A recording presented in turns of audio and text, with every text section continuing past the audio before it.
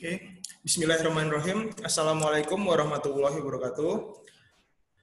Waalaikumsalam warahmatullahi wabarakatuh. Terima kasih kami ucapkan kepada semua partisipan yang mengikuti acara kali ini. Acara kali ini adalah persembahan dari kami, dari Dongeng Geologi, dari Geologi Net, dari Geologipedia, dan juga dari Belajar Geologi. Di sini adalah kami mengaturkan juga terima kasih kepada Bapak Salahuddin Hussein sudah berkenan bergabung. Terima kasih Bapak, terima kasih banyak Bapak. Sama-sama Mas, senang bergabung. Terima kasih. Kemudian kali ini adalah rangkaian acara ke-6. Acara beberapa sebelumnya sudah terlaksana. Alhamdulillah ini acara ke-6. Kami mengambil topik evolusi Indonesia Timur dan apa sih nanti bagaimana terkaitan dengan sumber daya alam maupun kebencanaannya, seperti itu. Acara di sini akan kami mulai saja, berhubung waktu sudah menunjukkan pukul 15.30 ya, sesuai dengan jadwal, kami berusaha untuk sesuai dengan jadwal. Di sini sebelum perkenalkan, saya Mukhlis Nurdianto dari Dongeng Geologi, yang akan memandu teman-teman semuanya, jadi nanti semoga acaranya bisa sesuai dengan apa yang kita inginkan seperti itu. Sebelumnya saya perkenalkan dulu untuk pemateri hari ini. Pemateri hari ini adalah Bapak Salahuddin Hussein. Beliau adalah dosen geologi dari Universitas Gadjah Mada. Beliau strata satunya, S1-nya dari Universitas Gadjah Mada tahun 1992 sampai 1997. Kemudian dilanjutkan masternya beliau di University of Kiel, Jerman tahun 1999 sampai 2001. Kemudian dilanjutkan untuk Doktor of Filosofinya di University Brunei Darussalam tahun 2002 sampai 2008. Beliau kita tahu sangat aktif sekali di berbagai bidang di geologi ya, terutama di bidang sedimentologi, tektonik, stratigrafi, geological mapping, geologi, structural geologi, tektonik, geodinamik dan sebagainya. Banyak sekali paper beliau yang sudah, saya pun juga salah satu penggemar dari Pak Salahuddin Hussein. Ya, beberapa juga saya ikut paper beliau juga saya pakai untuk beberapa riset saya seperti itu. Nanti bisa kita diskusi santai ya Pak ya dengan Pak Salahuddin Hussein bagaimana perkembangan tektonik Indonesia bagian timur gitu. Itu saja sebelum saya mulai. Kemudian nanti untuk waktu sendiri kita sampai mengalokasikan waktu 1,5 jam, jadi mulai dari 3:30 waktu Indonesia Barat sampai jam 5, kemungkinan nanti akan dibagi 2 sesi. Sesi pertama adalah pemaparan dari Pak Salahuddin Hussein. Kami alokasikan waktu kurang lebih 1 jam nanti, karena ini sangat menarik ya, pembahasan kali ini sangat menarik dan sangat sebenarnya nggak cukup waktunya, nggak cukup untuk kalau cuma 1 jam. Tapi bagaimana nanti kita bisa menambah wawasan kita bahwa Indonesia Timur ini harus kita juga pikirkan, nggak cuma semuanya dieksplorasi di bagian barat, seperti itu enggak, tapi kita harus keseluruhan Indonesia, apalagi kalau regional tektonik seperti ini, kita nggak cuma berbicara satu negara ya, tapi plate-plate dan sebagainya macamnya, seperti itu. Jadi sebelum kami lanjutkan nanti, jadi sesi kedua kurang lebih nanti 30 menit itu adalah diskusi dan tanya jawab, jadi nanti peserta bisa melakukan tanya jawab langsung kepada Pak Salahuddin Hussein dengan cara nanti bisa menuliskan via chat, jadi di chat dituliskan nama, kemudian instansi, kemudian pertanyaannya langsung apa. Kami akan komunikasi langsung bagaimana nanti pertanyaannya. Jikalau waktunya tidak memungkinkan, kami akan keep dan kemungkinan kami akan tanyakan kepada beliau di lain waktu dan akan kami publikasikan juga nanti beberapa video kami maupun pertanyaannya seperti itu. Kemudian untuk mempersingkat waktu ya Pak Hussein ya, jadi langsung saja untuk materinya Pak Salahuddin Hussein, langsung ya Pak ya, Pak Salahuddin Hussein bisa share screen seperti itu. Terima kasih Bapak sudah berkenan bergabung. Ya, terima kasih Mas Mukhlis. Assalamualaikum warahmatullahi wabarakatuh. Bagaimana suara saya cukup jelas ya, rekan-rekan? Cukup jelas, Pak.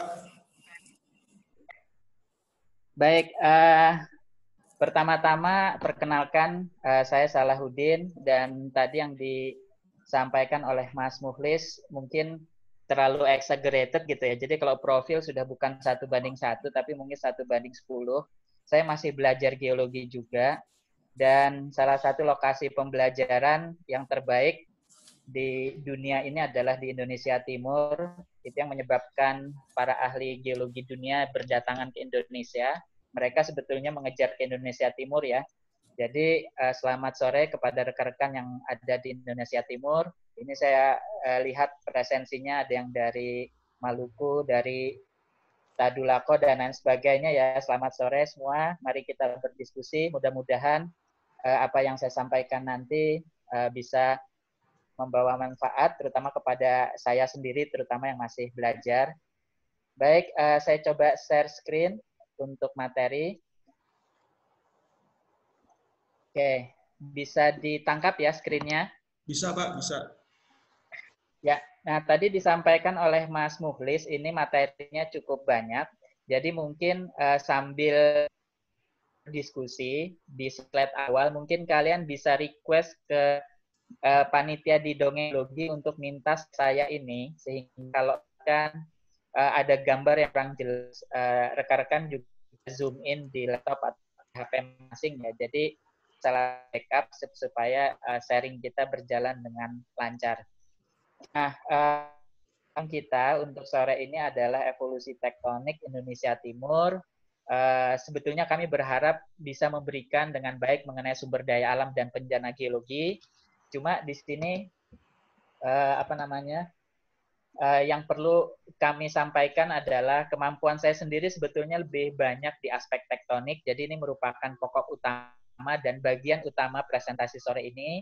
Sedangkan sumber daya dan bencana geologi ini saya berikan secara garis besar dan saya berikan di awal. Mengapa? Karena agar memancing rasa ingin tahu kita, mengapa ada keberadaan daya geologi di satu lokasi, mengapa ada potensi bencana geologi di tempat lain, apa sih pengontrolnya? Dan kita tahu di Indonesia Timur pengontrol utamanya adalah tektonik, sehingga ini saya berikan di awal agar nanti kita bisa menggali rasa ingin tahu kita dengan slide-slide yang menyusul belakangan. Kemudian poin ketiga yang perlu saya sampaikan di sini, ada beberapa istilah tektonik yang mungkin bagi rekan-rekan di Indonesia Barat ini relatif jarang terdengar, tetapi sebetulnya sangat applicable di Indonesia Timur. Yang pertama adalah istilah rollback lempeng subduksi atau penggulungan. Ini akibat adanya gravitasi pada lempeng yang menunjang di mantel sehingga mereka tergulung atau bergerak ke arah palung. Jadi menjauhi dari ke arah busur vulkaniknya ya. Itu yang pertama. Kemudian yang kedua, obduksi atau naiknya kerak samudra di atas kerak yang lain. Ini banyak kaitannya terhadap tektonik maupun sumber daya alam. Kemudian yang ketiga, istilah blok tektonik. Nah, blok tektonik ini bukan mikrokontinen atau microplate ya. Ini adalah istilah terrain atau unit geologi yang bisa kita bedakan berdasarkan sejarah tektonik, stratigrafi, dan kerak yang menyusun blok tersebut. Karena dia berbeda dengan blok sekitarnya atau area sekitarnya. Baik, itu tiga istilah yang mungkin akan kita familiarkan pada sharing sore ini. Kemudian tiga istilah stratigrafi yang mungkin juga jarang kita dengar di Indonesia Barat. Yang pertama dan yang kedua ini autokton dan alokton. Ini terkait dengan tektonik obduksi. Jadi unit stratigrafi yang dibawa oleh tektonik yang mengobduksi kita sebut sebagai alokton atau unit asing atau unit ex situ. Dia dibawa dari tempat yang jauh. Sementara pemilik rumah atau pemilik blok yang diobduksi itu kita sebut sebagai stratigrafi autokton. Nah, ini nanti erat kaitannya dengan eksplorasi sumber daya alam. Kemudian yang ketiga, molas. Molas ini dicetuskan para peneliti Belanda awalnya dari Sulawesi. Ini merupakan unit stratigrafi debris atau rombakan sedimen dari blok obduksi atau orogen kolisi yang terangkat. Jadi karena ada lereng, maka dia akan membentuk sedimen molas yang biasanya berasosiasi dengan lingkungan darat ataupun lingkungan transisi. Baik, jadi itu kira-kira pengantar saya. Kemudian kita ada 5 topik utama, kemudian ada beberapa topik kecil, topik pengantar ya, di sini pelengkap. Yang pertama untuk topik besarnya adalah, mari kita lihat keunikan Indonesia Timur dari perspektif geologi, terutama mengenai batasnya. Apa sih batas Indonesia Timur terhadap Indonesia Barat? Ini biasanya menjadi diskusi cukup menarik, nanti kita akan lihat juga.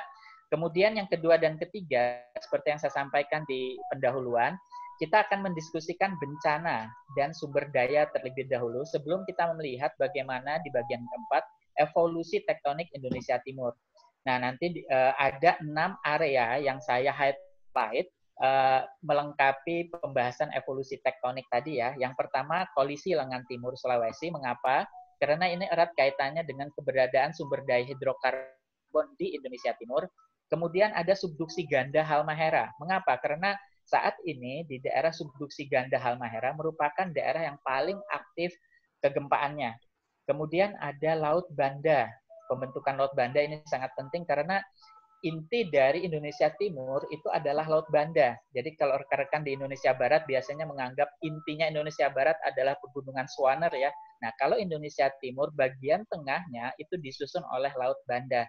Jadi kita perlu melihat bagaimana Laut Banda terbentuk merupakan laut termuda di dunia. Jadi baru terbentuk kurang lebih di 5 juta tahun terakhir. Kemudian kita melihat bagaimana Weber Deep. Weber Deep ini adalah palung yang ada di Laut Banda, tetapi dia bukan palung subduksi, tapi dalamnya melebihi palung subduksi itu sendiri. Bagaimana mereka bisa terbentuk, ini merupakan mekanisme tektonik yang menarik. Kemudian bagian kelima, kita akan mendiskusikan kolisi timur. Ya, ini kaitannya dengan apa hubungan antara Indonesia Timur dengan Australia. Kita lihat di Timor nanti ya, dan bagaimana sumber daya migas di Timor berkembang. Dan yang terakhir, ini merupakan penghubung antara Indonesia Timur dan Indonesia Barat adalah Sunda Kecil, Lesser Sunda. Jadi dia dianggap sebagian adalah milik Indonesia Barat, sebagian lagi milik Indonesia Timur, tapi kalau kita lihat geografisnya mungkin susah dibedakan. Nah, kemudian akan kita tutup dengan satu konklusi penutup ya. Kira-kira itu, kita masuk bagian yang pertama dulu mengenai keunikan Indonesia Timur.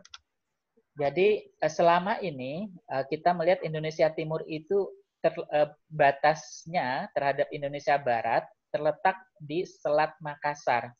Jadi ini garisnya di sini ya, yang dimana dia akan masuk di Selat Lombok. Jadi ini merupakan batas geografis dan oceanografis sebetulnya.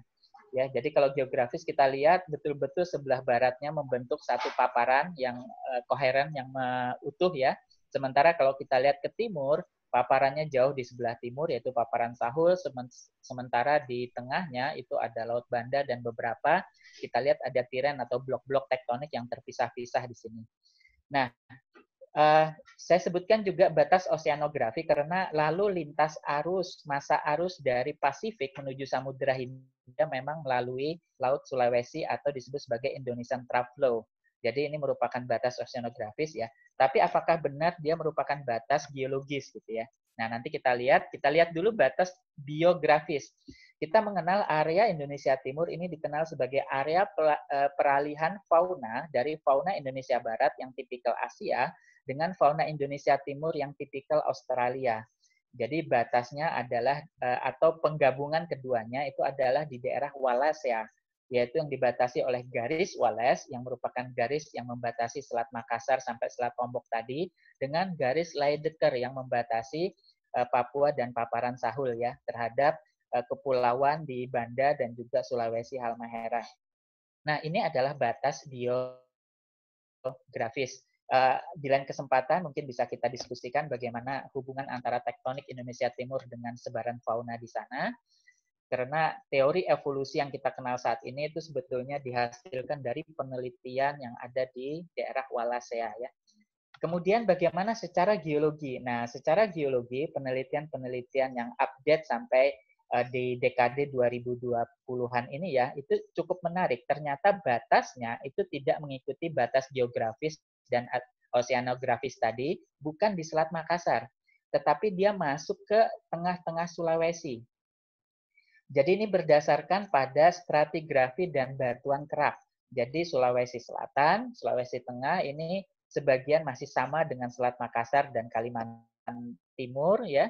Sementara di bagian tenggara kita lihat ada Sumba. Sumba ini sebetulnya walaupun saat ini terpisah, dulu dia merupakan bagian yang terletak di sini, yang saya tunjukkan ini merupakan bagian penyusun Sunda juga ya, Indonesia Barat. Jadi kalau kita perhatikan, ya batasnya tidak persis sama dan saat ini dia sudah sedikit perubahan, terutama dengan lepasnya Sumba, ya Pulau Sumba, yang nanti akan kita bahas di bagian terakhir.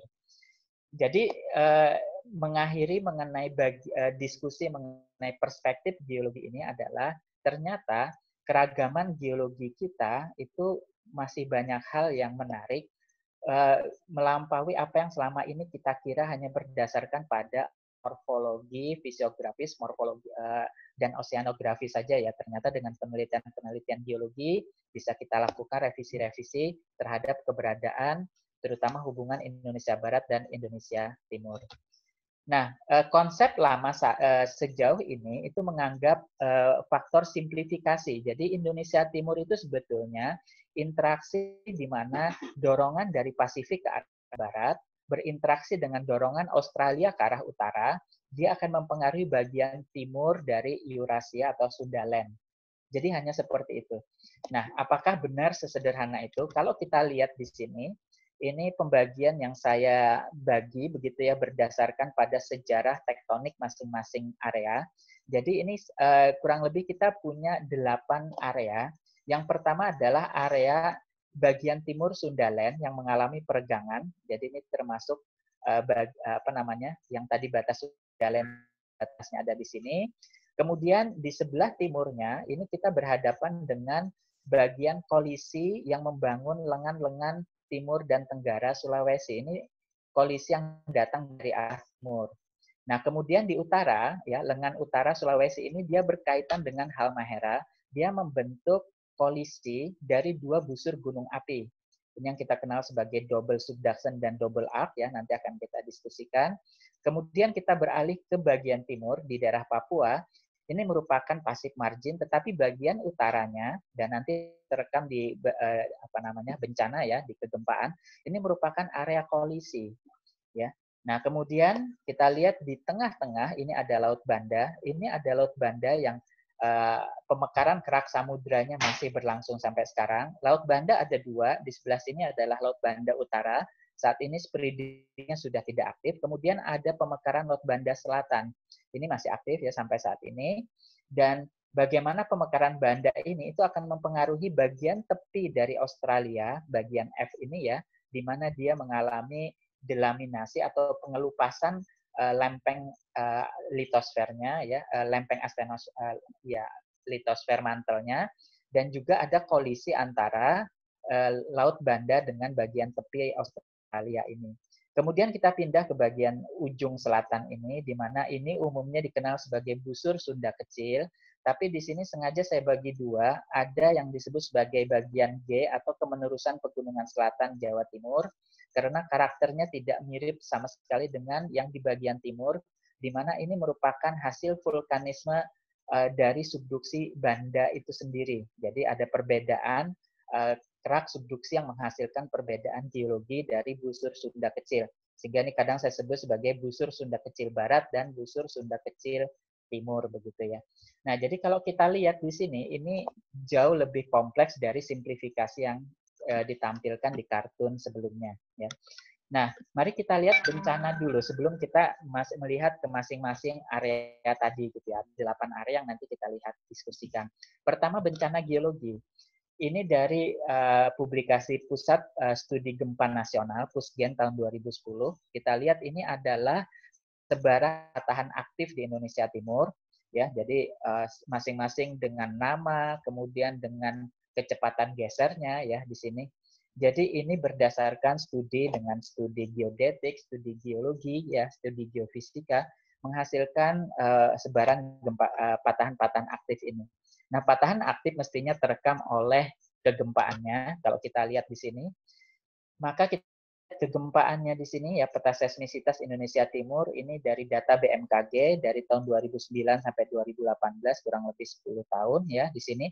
Kita lihat ya di sini sebarannya dia memiliki pola tertentu di mana pola di bagian utara ini mengikuti kolisi antara Halmahera dengan Sangihe, kemudian di Sulawesi yang paling ketat ini adalah di Palu Koro. Kemudian di bagian selatan kita melihat lingkaran busur Banda ini yang menyambung dengan busur Sunda. Kemudian di sisi Papua kita melihat dia relatif barat timur. Nah, Kalau kita pisahkan antara peta seismisitas ini dengan gempa-gempa merusak yang tercatat ya selama 10 tahun ini, maka kita lihat sebetulnya bisa kita bagi menjadi 5 area.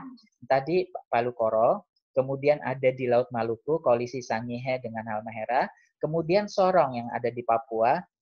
Kemudian khusus untuk di bagian Banda, ini seperti tadi kita bagi dua ya, ada busur Sunda dan busur Banda. Ini satu kemenurusan, satu continuous deformation ya yang ada di sini.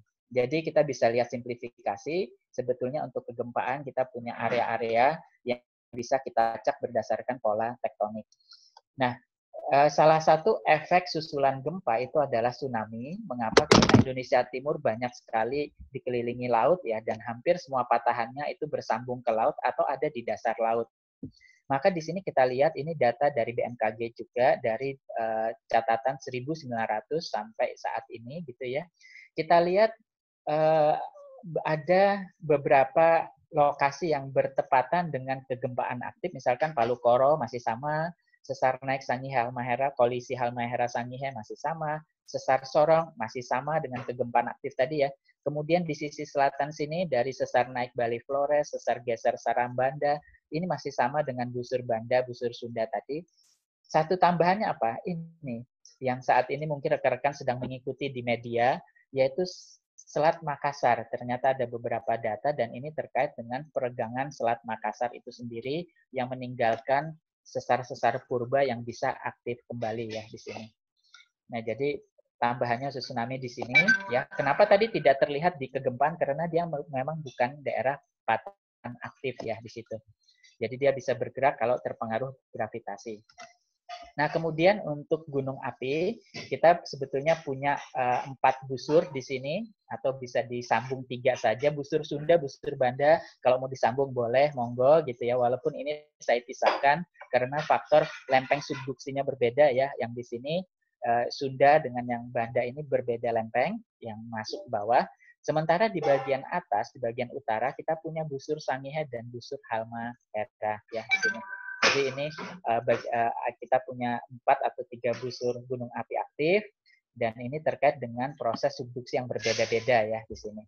Kemudian kalau kita lihat, nah ini ada gambar Banda api. Jadi ikon dari Laut Banda itu adalah gunung api Banda atau Banda api. Kita lihat lavanya masih keluar di sini. Nah, kemudian bagaimana dengan sumber daya geologi? Highlight saja. Jadi kalau kita lihat untuk migas. Nah, migas ini kita lihat cekungannya, ya cekungan Asia Timur, warnanya ini cukup ya membuat challenging sekali ya. Nggak ada warna hijau. Loh, hijau itu apa? Hijau itu perhatikan, dia hijau itu kapasitas reservoir yang besar-besar dengan migas besar di Indonesia Barat. Kenapa Indonesia Timur nggak punya yang hijau? Nah, ini kita punyanya apa? Yang pink sama yang kuning ya. Jadi relatif kecil di sini. Mengapa?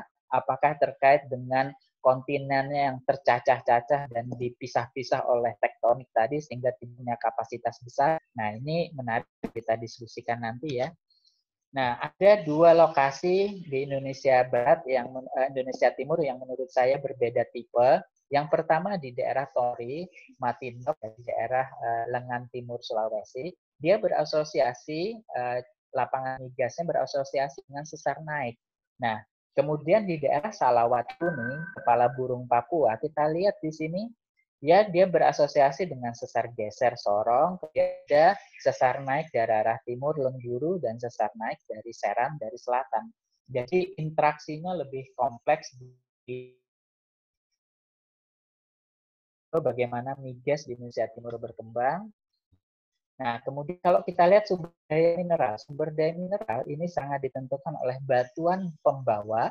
Jadi kalau di sini ya, ini dari data Badan Geologi, kita lihat ada batuan-batuan vulkanik yang ada batuan kerak samudra atau ultra basa ya, dengan mineral-mineral pembawa.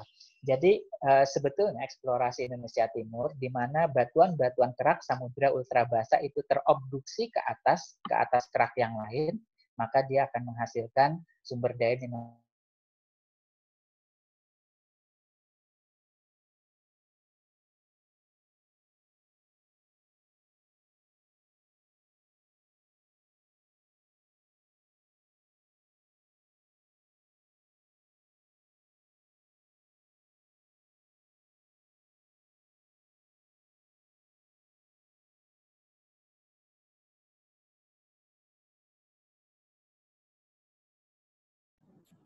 Mohon maaf, mungkin karena jaringan terputus ya mungkin ya. Mungkin sebentar saya akan tanyakan dahulu kepada Pak Salahuddin.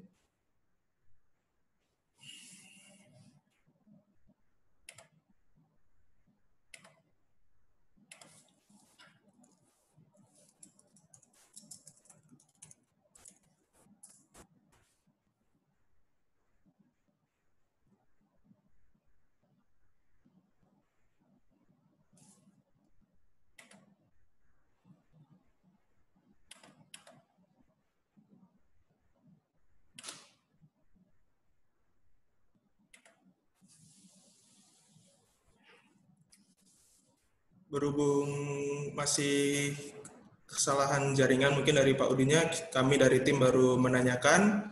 Nanti jika ada yang ingin bertanya, silahkan saja langsung via chat ya. Jadi dengan format nama, kemudian institusi, kemudian pertanyaannya seperti apa. Gitu. Nanti kita akan akomodasikan waktunya untuk pertanyaan jika masih ada memungkinkan waktunya seperti itu. Mohon maaf, kami masih menunggu koneksi dari Bapak Salahuddin Hussein. Terima kasih.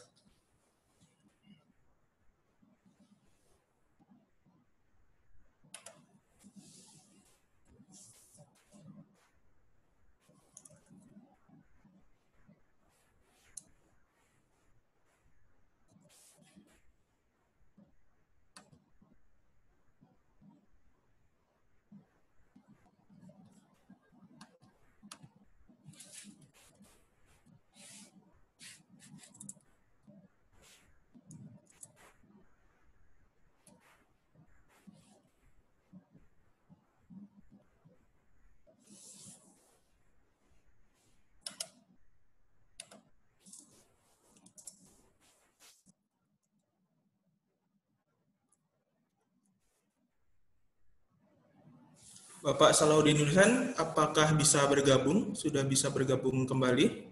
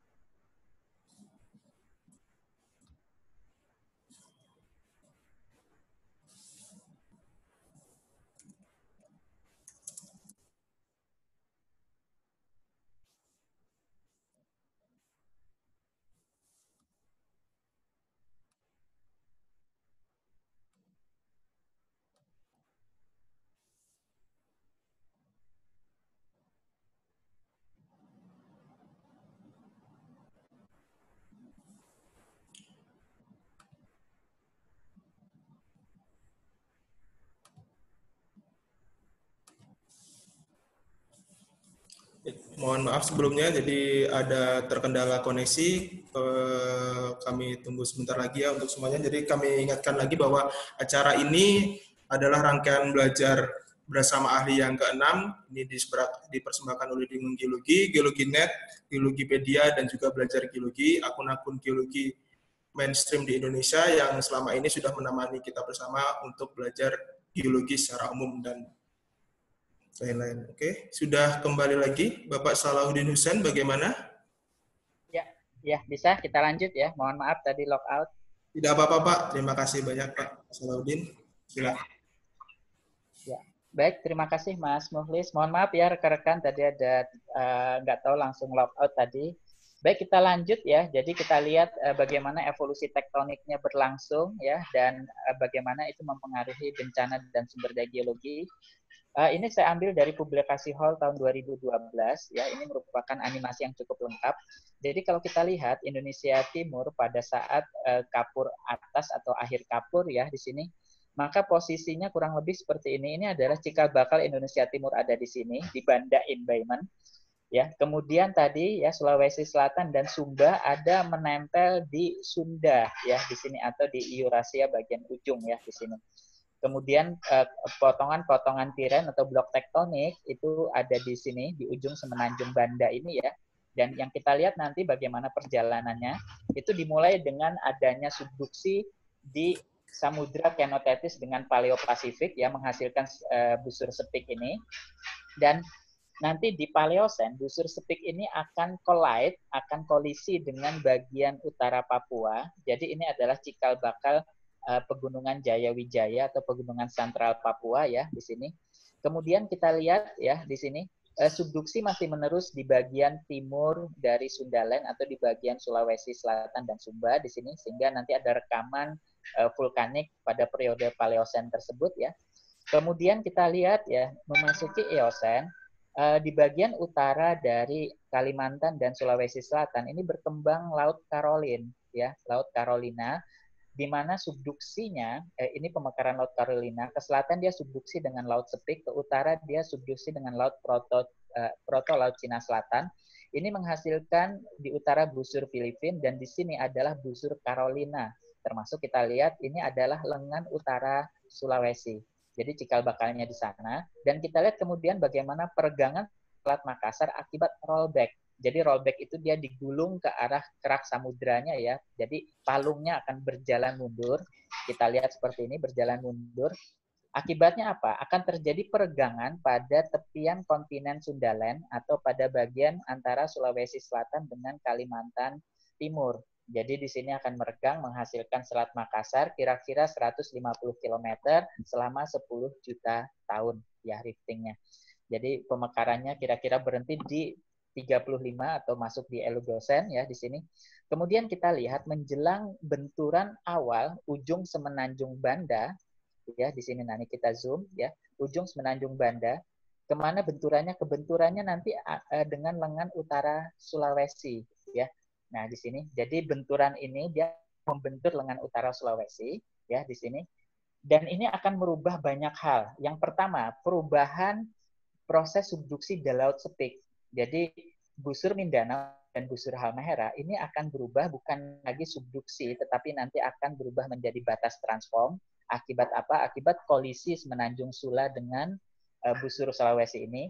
Perubahan kedua ada di Banda Embayment, Semenanjung Banda ini. Perhatikan warna kerak samudranya beda ya. Ini adalah kerak samudra yang tua, berumur Jurasik, sementara yang biru ini berumur Kapur. Jadi dia lebih tua, tentunya lebih dingin dan lebih berat. Dan ketika ini kolisi, maka ini dengan cepat akan masuk di mana? Di bawah dari Sulawesi, Sumba, dan Jawa Timur. Ya, nanti kita lihat. Nah, ya. Akibat kolisi tersebut, ya, kolisi Semenanjung Sula dengan lengan utara Sulawesi, ini menghasilkan benturan dengan prisma akresinya, di mana membentuk lengan timur Sulawesi. Kemudian tadi saya sampaikan, perhatikan bagian utara. Ini perubahan subduksi Mindanao Halmahera atau subduksi Sepik tadi berubah menjadi sesar transform Sorong. Ya, jadi munculnya di akhir Oligosen ya, atau di awal Miosen. Kemudian kita lihat, nah ini Banda Embayment, Semenanjung Banda, kerak berumur Jura sudah mulai masuk di sini. Efeknya luar biasa karena ini sangat tua, sangat berat, sangat dingin, maka dengan cepat rollback-nya akan sangat progresif ya nanti. Itu akan mampu menyeret Sumba lepas dari paparan Sundaland atau Indonesia Barat ya. Nah ini kita lanjutkan ya. Jadi benturan Australia ya terhadap Indonesia Barat ini diwakili oleh Semenanjung Sula ini menyebabkan Indonesia Barat ini berputar atau rotasi anti clockwise ya di sini. Nah, perhatikan Sumba ya mulai lepas di sini. Nah, kemudian perhatikan di sesar Sorong ini berubah ada double subduction. Kenapa? Karena ada pemekaran ayu. Jadi ayu spreading akibatnya ini didorong lebih cepat sehingga kalau sebelumnya hanya satu, dia harus menjadi dua subduksi supaya dorongan ini difasilitasi. Jadi sekarang Laut Sepik tadi sudah dibatasi oleh dua subduksi berubah menjadi Laut Maluku ya, Malukase di sini. Nah, kemudian di sini kita lihat bagaimana potongan-potongan kerak benua yang ada di Semenanjung Sula ini lepas ya, membentuk tadi sudah membentuk ini Banggai Sula berbenturan dengan lengan timur. Kemudian di lengan tenggara kita lihat tukang besi dan Buton ya di sini ini juga sudah mulai membentur. Kita lihat cikal bakal Palu Koro akan terbentuk di sini ya. Jadi bagaimana mereka akan merapat ke Sulawesi Selatan. Nah, kemudian kita lihat proses rollback di Banda Embayment ya. Kemudian kita lihat di utara bagaimana Laut Maluku dengan cepat menutup karena subduksinya 2 ya, ke arah Sangihe maupun ke arah Halmahera. Sumba ini dia berjalan kurang lebih 200 km selama 25 juta tahun. Dari posisinya di sini dia lebih lambat daripada pemekaran Selat Makassar tadi ya. Kemudian ya kita lihat, nah ini dianggap sudah mulai muncul Sunda kecil ya di sini. Nah, ada pemekaran Laut Banda Utara. Akibatnya apa? Ini akan didorong menabrak lengan timur sehingga terjadilah pengangkatan pertama di daerah lengan timur sini, dan ini adalah cikal bakal lapangan migas di daerah sana. Perangkap-perangkapnya terbentuk di sini ya akibat pemekaran Laut Banda Utara ya di sini. Nah, kenapa dia mekar? Ini kemungkinan akibat tarikan yang jauh di sini ya, tapi ini spekulatif saja, masih belum diketahui ya. Kemudian ya kita lihat ini terus bergerak, sementara kemudian busur Banda sudah mulai lengkap ya di sini dengan Sunda kecilnya sudah menerus ke timur. Nah, kemudian ya kita lihat rollback-nya menyebabkan sobeknya Laut Banda Selatan. Jadi Laut Banda Selatan ini kemudian mekar. Kenapa? Karena sekarang Laut Banda Imbaiman yang tua itu sudah turun ke bawah. Akibatnya di sini harus ditutup oleh kerak samudra yang baru, yaitu Laut Banda Selatan. Akibatnya apa? Laut Banda Selatan ini akan mendorong buton tukang besi ini merapat terus ke sana menghasilkan sesar geser Palu Koro ya di sini. Jadi ini sebetulnya akibat peregangan tadi kalau kita lihat ya dari Laut Banda Utara ini membentuk Palu Koro, kemudian ditambah lagi dengan Laut Banda Selatan ini semakin bergerak ke sana dan ditangkap oleh subduksi yang ada di Laut Sulawesi ya di sini. Nah, kemudian kita perhatikan di utara busur Banda semakin merapat, busur Halmahera semakin merapat ke arah busur Sangihe, di mana Laut Maluku semakin menyempit ya. Nah, ini kira-kira ketika memasuki Pleistosen ya kita lihat. Nah, sekarang di bagian selatan ini Sumba ini sudah berbenturan dengan ujung Australia. Kemudian ya palung subduksi ini sudah masuk di bawah timur ya di sini. Nah, ini sudah masuk di bawah timur. Kemudian di utara kita lihat ini sudah rapat ya di sini. Dan kita lihat kemudian di sini ya Sulawesi sudah fully assembling ya di sini. Nah, ya, dan ini adalah bentuk sekarang. Jadi kalau kita lihat bentuk saat ini, subduksi aktif itu ada di selatan Jawa, Sumatera yang kita kenal sebagai Palung Sunda, masuk ke daerah Banda, ini sebetulnya dia sudah tidak ada subduksi di permukaan lagi, tetapi dia membentuk trap yang nanti kita kenal sebagai proses delaminasi ya di situ. Kemudian ya kita lihat berhenti sudah subduksi ganda di Halmahera, ya kemudian di Sesar Sorong juga sudah diminis di sini ya, ke bagian timur sudah tidak, bagian barat tidak aktif, tetapi di sebelah timurnya dia masih aktif ya di sini. Sehingga itu menjawab kenapa di Sesar Sorong di sebelah barat tidak ada kegempaannya, sementara hanya banyak di sebelah timur saja ya di situ. Baik, kira-kira itu proses evolusi tektonik secara singkat, nanti bisa kita kembali pada saat diskusi. Ada beberapa area yang perlu kita highlight ya di sini. Jadi yang pertama kolisi lengan timur Sulawesi. Nah, kolisi lengan timur Sulawesi di sini ya, ini sebetulnya peran dari Banggai Sula ini adalah blok tektonik yang lepas dari Semenanjung Sula tadi ya, membentur lengan timur Sulawesi di sini ya. Nah, di sini umumnya dominasinya adalah tektonik kompresif, terutama di daerah Batui Tras di sini ya. Kemudian juga melewati sesar Palu Koro, tapi sebetulnya di bagian tengah ini ada beberapa ekstensional yang terjadi ya. Misalkan gempa bumi Banggai 12 April 2019 ini terjadi akibat strike slip, komponen strike slip dengan ekstensional terjadi di tengah sini. Kurang lebih di sini ya terjadinya. Nah, ini kita lihat Banggai Sula datang ya, kemudian dia membentur dengan lengan timur Sulawesi. Akibatnya adalah pengangkatan lengan timur Sulawesi. Ini kita lihat ada 3 teras, di mana masing-masing teras ini ada umur pengangkatannya. Jadi kira-kira pengangkatannya 1,8 mm per tahun ya. Ini sampai setinggi kurang lebih 400 meter. Nah, stratigrafi di daerah lengan timur Sulawesi ini kita kenalkan dengan allochthon dan autochthon ya. Jadi ini adalah autochthon ya di sini. Jadi ini kelompok autochthon, kelompok yang dibawa oleh Banggai Sula. Kemudian ada kelompok Alofton. Ini kelompok-kelompok Gamping Matindok yang merupakan reservoir migas di sana. Ya, ini dia teranjak naik ke atas ya. Kemudian ditutup oleh molas. Jadi ketika dia sudah mulai terangkat membentuk orogen atau pegunungan, terjadi erosi debris di sana yang menghasilkan breksi konglomerat aluvial fan di sana yang kita kenal sebagai molas di daerah sini di daerah lengan timur Sulawesi ya. Nah, kalau kita lihat hubungannya dengan potensi migas di sana, jadi hubungannya adalah ya bahwa reservoir dan sosrok yang ada di Matindok ini dia relatif muda dan dia tidak terlalu tebal sehingga dia perlu ada sesar anjak sehingga kemudian mencapai overburden pressure dan temperatur sehingga bisa menghasilkan hidrokarbon. Ya, jadi dalam hal ini ya sesar-sesar naik ini bukan saja memberikan perangkap migas berupa rollover anticline dan juga trust fault reservoir, tetapi juga dia memberikan beban overburden agar pematangan migas bisa berlangsung lebih cepat pada batuan yang relatif muda. Dan yang terjadi di daerah lengan timur Sulawesi. Ini adalah play role untuk eksplorasi migas di Indonesia Timur. Jadi komponennya adalah carilah collision belt, ya, jadi sabuk-sabuk kolisi, perhatikan alofton-autotonnya, cari prospek migas, sosrok dan reservoirnya, dan eksplorasi di daerah tersebut ya. Dan itu banyak sekali di daerah Indonesia Timur.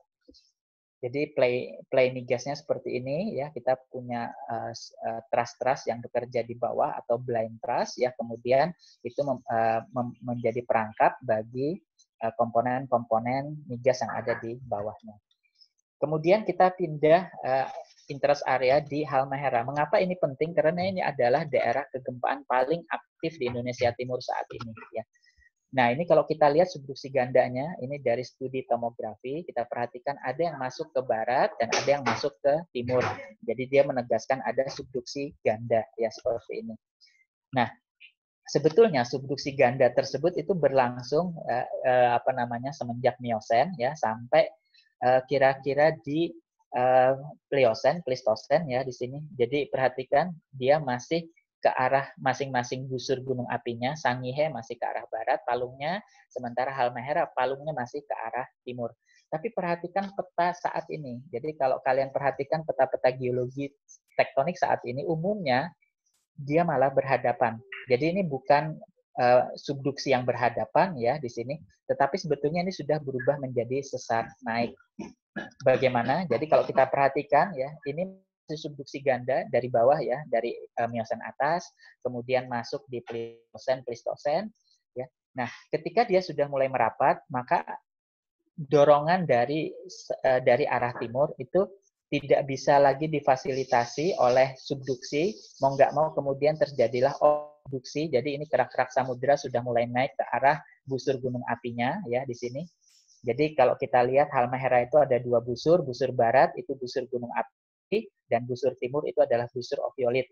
Mengapa busur oviolitnya bisa naik juxtapose berdampingan dengan busur gunung api? Karena pada saat memasuki Pleistosen ya dorongan dari pemekaran ayu itu difasilitasi oleh sesar naik, tidak bisa lagi oleh subduksi ini. Kenapa? Karena subduksinya sudah berhenti ya.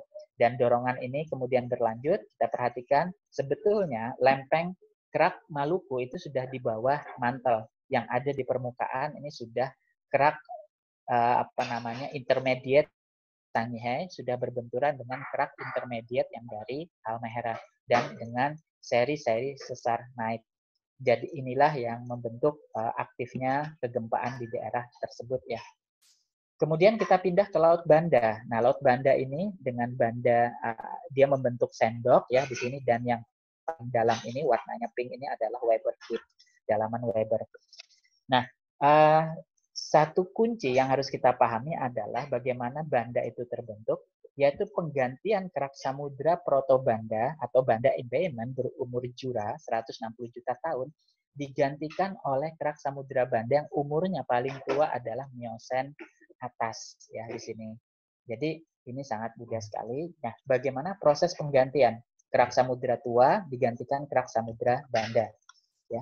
Nah, Ini seismik tomografi, kita lihat modelnya. Jadi yang tua itu ada di bawah, yang muda di atas. Hubungannya seperti apa? Nah, ini yang tua itu ada di bawah dan dia menekuk gitu ya, menekuk landai di sini. Nah, ini kita lihat modelnya adalah ya sebetulnya. Jadi ini kerak samudra yang tua yang berumur jura ini sudah mulai masuk subduksi ya ketika kolisi tadi terjadi. Ya, ini Pulau Sumba ya, perhatikan. Nah, ini kemudian dia rollback dengan cepat, dia akan bergerak geser ke selatan ya di sini, di mana ini kemudian akan masuk ke sana ya. Nah, ini dengan cepat ke sana. Nah, kalau ini masuk ke bawah, terus yang di atas siapa yang menggantikan? Ya, yang menggantikan adalah kerak samudra yang baru. Makanya kemudian terjadi pemekaran kerak samudra Banda Utara ya, dan disusul oleh kerak samudra Banda Selatan. Ya, itu untuk mengakomodir hilangnya kerak yang ada di permukaan karena masuk ke bawah ya, karena dia terlalu berat, terlalu tua, digantikan oleh pemekaran kerak samudra yang baru. Dan kemudian perhatikan di sini ada proses delaminasi, terkelupasnya ya, di mana lempeng litosfer kita itu adalah kerak dan mantel ya. Maka mantelnya terkelupas. Akibatnya apa? Karena ini terkelupas, maka dia akan menarik mantel untuk subsiden, maka di bagian tepi dari banda ini kita punya palung yang disebut sebagai palung banda itu ya, dari palung timur ya sampai palung seram di sini. Nah, kita tinggalkan banda, kita lihat sedikit dalaman Weber. Jadi dalaman Weber ini 7.200 meter, lebih dalam dari palung yang ada di selatan Jawa dan Sumatera. Bagaimana mereka terbentuk? Ini ada publikasi besar-besaran, kurang lebih kembali ke tahun 2016 ya, disebut sebagai the biggest exposed fault, ya, biggest normal fault. Jadi di sini ini sebetulnya adalah sesar normal yang terjadi akibat rollback dan delaminasi tadi ya. Jadi ini sebetulnya sesar normal, jadi dia ekstensional meregang ya. Jadi yang sebelah timur menjauh ke timur, sementara yang di barat tetap saja ya, karena ini kerak samudra. Nah, kita lihat ada fakta kegempaan yang menarik ya. Jadi ada gempa di September 2019 ya, tanggal 26, ini ada di bagian selatan Seram, sifatnya strike slip. Kemudian ada di tengah-tengah banda ini ya, di bawah dari Weber Deep, ini sifatnya adalah sesar naik. Nah, bagaimana kita menjelaskan? Kita tempatkan saja kedalaman. Jadi yang di selatan Seram ini dangkal, ini adalah strike slip yang berkembang di Kawah Fault. Ini merupakan sesar geser akibat bagian ujung dari Weber Deep tadi ya. Karena ini bergeser turun, maka ujungnya sobek membentuk sesar kawah. Sementara yang gempa tanggal 22 itu terjadi di bagian kerak Jurasik yang di bawah ya, karena dia tertekuk maka dia saling tekan menghasilkan sesar naik tetapi di bagian mantel ya. Jadi fenomena kegempaan di daerah Weber Deep itu di daerah Laut Banda juga bisa dijelaskan dari perspektif tektonik. Kemudian kita lihat interest area di daerah kolisi di timur ya di sini. Jadi timur ini merupakan kolisi di mana bagian Australia, bagian tepi Australia berbenturan dengan prisma akresi yang ada di busur banda ya di sini.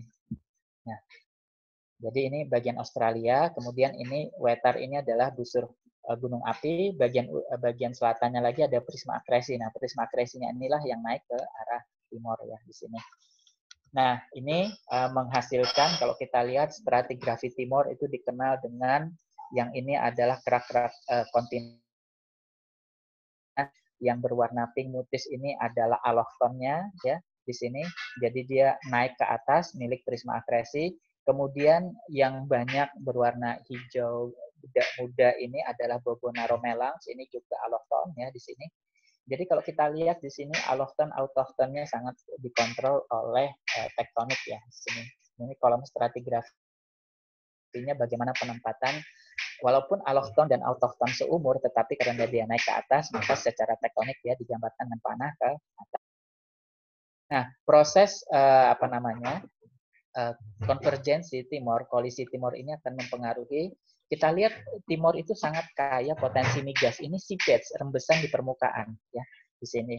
Tapi tantangannya adalah di daerah kolisi itu biasanya sesarnya sangat banyak dan kemudian reservoir reservoirnya itu segmented oleh sesar ya, terpotong-potong oleh sesar. Sehingga eksplorasi timur yang sukses itu justru ada di offshore ya, di daerah Banyu Undan di sini. Ini sebetulnya sudah masuk paparan Australia di sini ya, kita lihat. Nah, penemuannya malah di daerah sini ya, di sini, di daerah Abadi. Nah, ini juga kalau kita lihat pengaruh dari kolisi ya, jadi terjadi pengangkatan orogen timur di sini, maka terjadi pendalaman dan mestinya pematangan hidrokarbon yang kemudian terkumpul di daerah tinggian Horst dan Graben yang ada di paparan pasif marginnya Australia ya. Nah, kalau kita lihat di Pulau Timor itu sendiri, ini ada Bandi 1, sumur Bandi 1, ya rekonstruksinya ini banyak sekali sesar-sesar naik terpotong ya di sini, sehingga displacement dari reservoir dan kompartemen reservoir itu sangat intens sekali, termasuk menjelaskan kenapa di permukaan banyak oil dan gas seepage ya, rembesan. Dan bagian terakhir kita masuk ke bagian Sunda kecil di sini ya, di Lesser Sunda. Jadi Sunda kecil ini merupakan istilah kolonial ya dari Belanda dan Inggris untuk menyebutkan pulau-pulau di sebelah timur Pulau Sunda atau Pulau Jawa ya, dimulai dari Bali, Lombok, Sumbawa, Flores ya sampai ke daerah Wetar sini ya. Ada Sumba juga ya di sini. Nah, kalau kita lihat ya di sini stratigrafi pulau Banda kecil di sebelah barat yaitu Bali, Lombok, Sumbawa ini cukup menarik. Perhatikan ya di sini gunung api aktifnya di utara dan di selatan itu ada gunung api tua atau oligomiocene andesit tua dan ada karbonat. Nah, ini persis sama dengan pegunungan selatan Jawa Timur ya. Jadi ada pegunungan andesit tua yang ditutupi karbonat dan kemudian gunung api kuarter itu pindah ke utara. Sehingga Bali, Lombok, dan Sumbawa itu sebetulnya masih memiliki kemiripan dengan Jawa, terutama Jawa Timur, sehingga mereka lebih tepat digabungkan saja dengan geologi tektonik Jawa Timur. Gitu ya. Ini kalau di daerah Sumba, kita lihat ya di sini bagaimana unconformity, ini vulkanik oligomiocene-nya ditutup oleh karbonat yang berumur Miocene akhir ya di sini, persis seperti yang banyak terjadi di pegunungan selatan. Nah, bagaimana di sebelah timur lagi? Flores. Flores itu berbeda. Jadi gunung api aktif itu ada di selatan. Ya, di daerah Bajawa sini ya. Ini daerah gunung api aktifnya ada di selatan, sementara gunung api tua itu ada di utara. Berkebalikan dengan yang ada di Bali, Lombok, Sumbawa tadi ya. Sehingga dengan perbedaan ini mestinya yang betul-betul milik busur Banda itu adalah dimulai dari Flores ya. Nah, ini kita lihat kemudian Sumba ini dia didominasi oleh batuan-batuan berumur tua, kapur ya, karena dia bagian dari Sundaland. Kemudian ya dia didominasi oleh vulkanisme Paleosen, setelah itu unconformity dan baru neogen ya di situ. Nah, demikian kira-kira bagaimana evolusi tektonik Indonesia Timur. Kalau kita kembali sebagai penutup ke zonasi tektonik Indonesia Timur ini dengan 8 area ini dari A, B, sampai H, ya, maka kita akan bisa lihat bahwa yang A ini bisa dijelaskan dengan peregangan Selat Makassar, ya akibat subduksi tadi Laut Sepik di bawah Laut Carolina dan di bawah Sundaland. Ya, kemudian yang B ini merupakan dorongan dari pemekaran Laut Banda, dorong fragmen-fragmen blok tektonik dari Semenanjung Banda ya membentur Sulawesi ya, di mana kemudian benturan ini difasilitasi dan memfasilitasi kehadiran sesar Palu Koro. Kemudian kalau kita pindah ke utara, bagaimana busur Sangihe ini bergabung dengan busur Halmahera oleh adanya subduksi ganda, dan sekarang subduksi gandanya itu menutup di tengah-tengah sini, di tengah Laut Maluku, dan digantikan oleh sesar-sesar naik yang sangat aktif sampai saat ini ya. Kemudian kalau kita pindah ke bagian D, ya bagaimana tadi kolisi Sepik disusul dengan kolisi dari busur Carolina itu menghasilkan bagian-bagian utara Papua yang merupakan pemenerusan dari paparan benua pasif dari Australia. Kemudian pemekaran dari Laut Banda yang tadi Laut Banda Utara dan Laut Banda Selatan itu mendorong lengan timur dan lengan tenggara Sulawesi bergabung ke Sulawesi, tapi dia juga mendorong ya bagian selatan ini membentur daerah tepian Semenanjung Banda tadi ya di sini, yaitu menghasilkan tadi deretan Seram ya, kemudian Timor dan Tanimbar di sini. Kita lihat ya bagaimana pengaruh pemekaran ini tadi ya, karena menggantikan subduksi Semenanjung Banda yang sangat tua tadi menghasilkan delaminasi ya yang dimanifestasikan oleh Palung, Timor Trap, Tanimbar Trap sampai Seram Trap di sini. Kemudian itu juga menghasilkan Weber Deep, di mana sini sobekannya itu akan menghasilkan kegempaan di daerah Seram sampai Duru ya. Kemudian kita lihat di bagian Sunda Kecil ya, di sini kita bagi antara Sunda Kecil yang mengikuti Jawa atau bagian barat Sunda Kecil, ini masih subduksi dari, kita lihat di sini ya, kerak samudranya masih kerak samudra yang Samudra Hindia yang masuk di sini. Sementara yang ada dari Flores sampai ke Wetar ini dia mewakili subduksi dari Banda Indaimon itu sendiri ya. Jadi kita pisahkan Sunda Kecil menjadi dua. Jadi kita bisa lihat bagaimana zonasi itu dijelaskan oleh proses evolusi tektoniknya. Kemudian ya catatan-catatan mengenai patahan aktif tadi dan zona kegempaan dangkalnya ini masih terkait sama ya antara batas-batas blok tektonik, batas konvergen maupun batas transformnya. Sementara antara kegempaan ya zona kegempaan dengan zona tsunami identik dengan satu tambahan yaitu di Selat Makassar tadi ya, karena itu dia tidak terkait dengan proses yang ada di Indonesia Timur pada Miocene akhir sampai sekarang ya, tetapi itu merupakan proses yang terjadi di Paleogen ya, jadi sangat tua. Kemudian kalau kita lihat gunung api ya itu sebetulnya terjadi di 3 busur atau 4 busur ya, busur Sunda, busur Banda bisa jadi satu, kemudian tadi busur Sangihe dan Halmahera. Sementara untuk sumber daya migas bisa kita simpulkan dia dikontrol oleh tektonik kolisi ya di sini, di mana itu mendukung pematangan hidrokarbon dan penyediaan jebakan. Tapi apakah itu satu-satunya play ya, dan apakah itu menjelaskan mengapa cadangan migas di Indonesia Timur tidak ada yang besar? Itu menunggu kalian semua untuk lebih eksplor lagi ya. Kemudian untuk sumber daya mineral ini sangat dikontrol oleh keberadaan batuan pembawa, terutama terkait dengan batuan keraknya ya di sini. Jadi memahami bagaimana kolisi dan obduksi itu terjadi itu sangat penting. Sehingga di sini concluding remark-nya dengan satu kalimat adalah eksplorasi Indonesia Timur baik itu sumber daya maupun kebencanaan itu sangat membutuhkan pemahaman tektonika, lempeng dan keberanian kita mengaplikasikannya di daerah tersebut ya. Baik, demikian yang bisa saya sampaikan. Saya tunggu diskusinya. Ya, mohon maaf apabila tadi ada gangguan teknis dan mungkin ketika saya membawakan terlalu cepat dan mungkin ada problem audio juga. Ya. Saya kembalikan ke Mas Muklis. Monggo Mas, terima kasih sudah memandu. Ya Pak Salahuddin Hussein, terima kasih banyak atas materinya. Tidak terasa 1 jam ya Pak ya, tidak terasa sekali. Bahasannya sangat menarik kali ini dari Pak Salahuddin Hussein. Kalau boleh meresum sedikit ya, tadi dijelaskan 8 area di Indonesia bagian timur apa saja sih tektonik yang harus kita lebih pahami lagi. Kemudian di highlight ada 6 area, lengan timur Sulawesi, ada bagian Sunda dan beberapa divergent subduction-nya, double subduction di Halmahera maupun sampai ke Weber deep-nya seperti itu.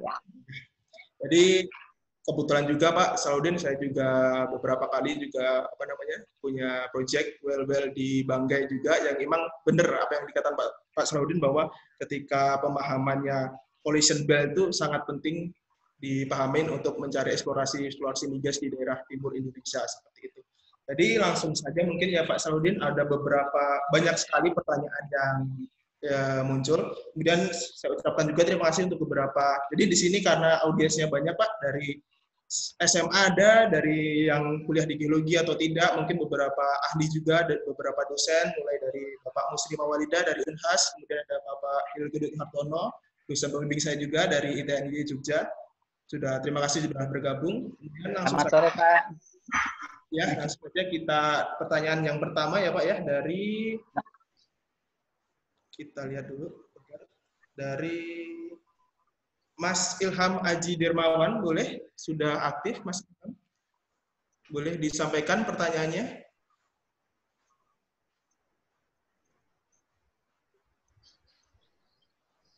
Mas Ilham ada?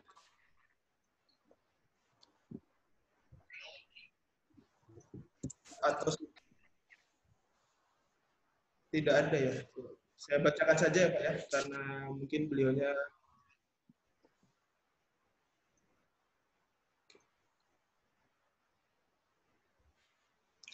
Pak, dari Mas Ilham Aji Dermawan dari Geoman Mining and Geotechnical Consultant, Pak.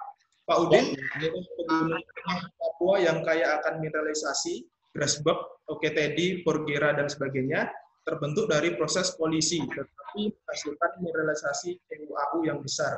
Itu prosesnya bagaimana ya Pak? Karena konsep yang selama ini ada mineralisasi EUAU berasal dari subduksi, bukan polisi. Ada juga penelitian yang menyebutkan prosesnya dari delaminasi collision atau collisional delamination. Itu bagaimana ya Pak prosesnya hingga terbentuk tsunami mineralisasi? Padahal tidak ada sumber magma. Terima kasih Pak. Seperti itu Pak Salahuddin Hussein. Ya, oke. Baik, saya coba jawab ya di sini. Untuk apa namanya yang di Papua ini memang sebetulnya kalau kita lihat sejarah apa namanya vulkanismenya itu sudah cukup lama. Jadi kalau kita lihat tadi itu ya dia sebetulnya subduksinya menerus saja. Bahkan sebetulnya bersambung lagi dengan saat ini ya. Jadi saat ini sudah ada subduksi baru di sebelah utara Papua. Jadi sebetulnya yang kita hadapi ini dugaan saya ya. Saya juga tidak menguasai mineralisasi. Yang ada di daerah Papua sana itu sebetulnya adalah apa namanya proses mineralisasi yang sangat lama ya di situ yang terjadi sehingga disebut sebagai multiple apa namanya magmatismnya berlangsung. Jadi itu yang menyebabkan bagaimana apa namanya kaya sekali proses pembentukan mineralisasi yang ada di sana ya. Baik, mungkin tidak memuaskan ya jawabannya, tetapi kurang lebih kalau melihat sejarah apa namanya Papua seperti itu. Jadi Papua itu dia mengalami 3 kali peregangan. Jadi pemekaran Samudra Tethys. Jadi Samudra Tethys itu adalah samudra yang terbentuk yang memisahkan Indonesia dengan Gondwana. Itu dari Paleotethys, Mesotethys, Kenotethys di Papua ada rekamannya semua dan juga mengalami 3 kali kolisi ya. Jadi dari kolisi Sepik, kemudian kolisi apa namanya tadi Carolina dan yang terakhir adalah kolisi dari apa namanya Cyclops ya. Ini jadi itu terjadi semenjak apa namanya Kenozoik ya. Jadi bisa dikatakan sangat multiple magmatismnya tentunya memperkaya daerah tersebut. Mungkin itu jawaban garis besar saya. Saya percaya tidak memuaskan juga. Begitu Mas Muflis. Iya Pak, terima kasih banyak. Lanjut saja ya Pak ya ke pertanyaan kedua, langsung ke Bapak Musri. Bisa mulai bertanya apa pertanyaannya kepada Bapak Salahuddin Hussein?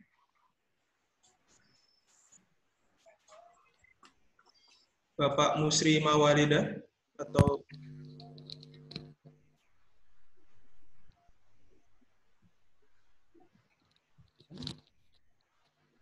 ya halo.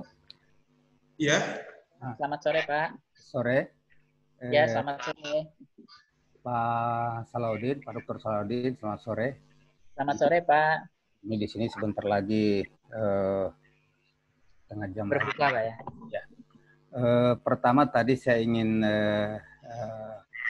apa namanya klarifikasi barangkali satu hal yang terkait itu dengan istilah molasa ya.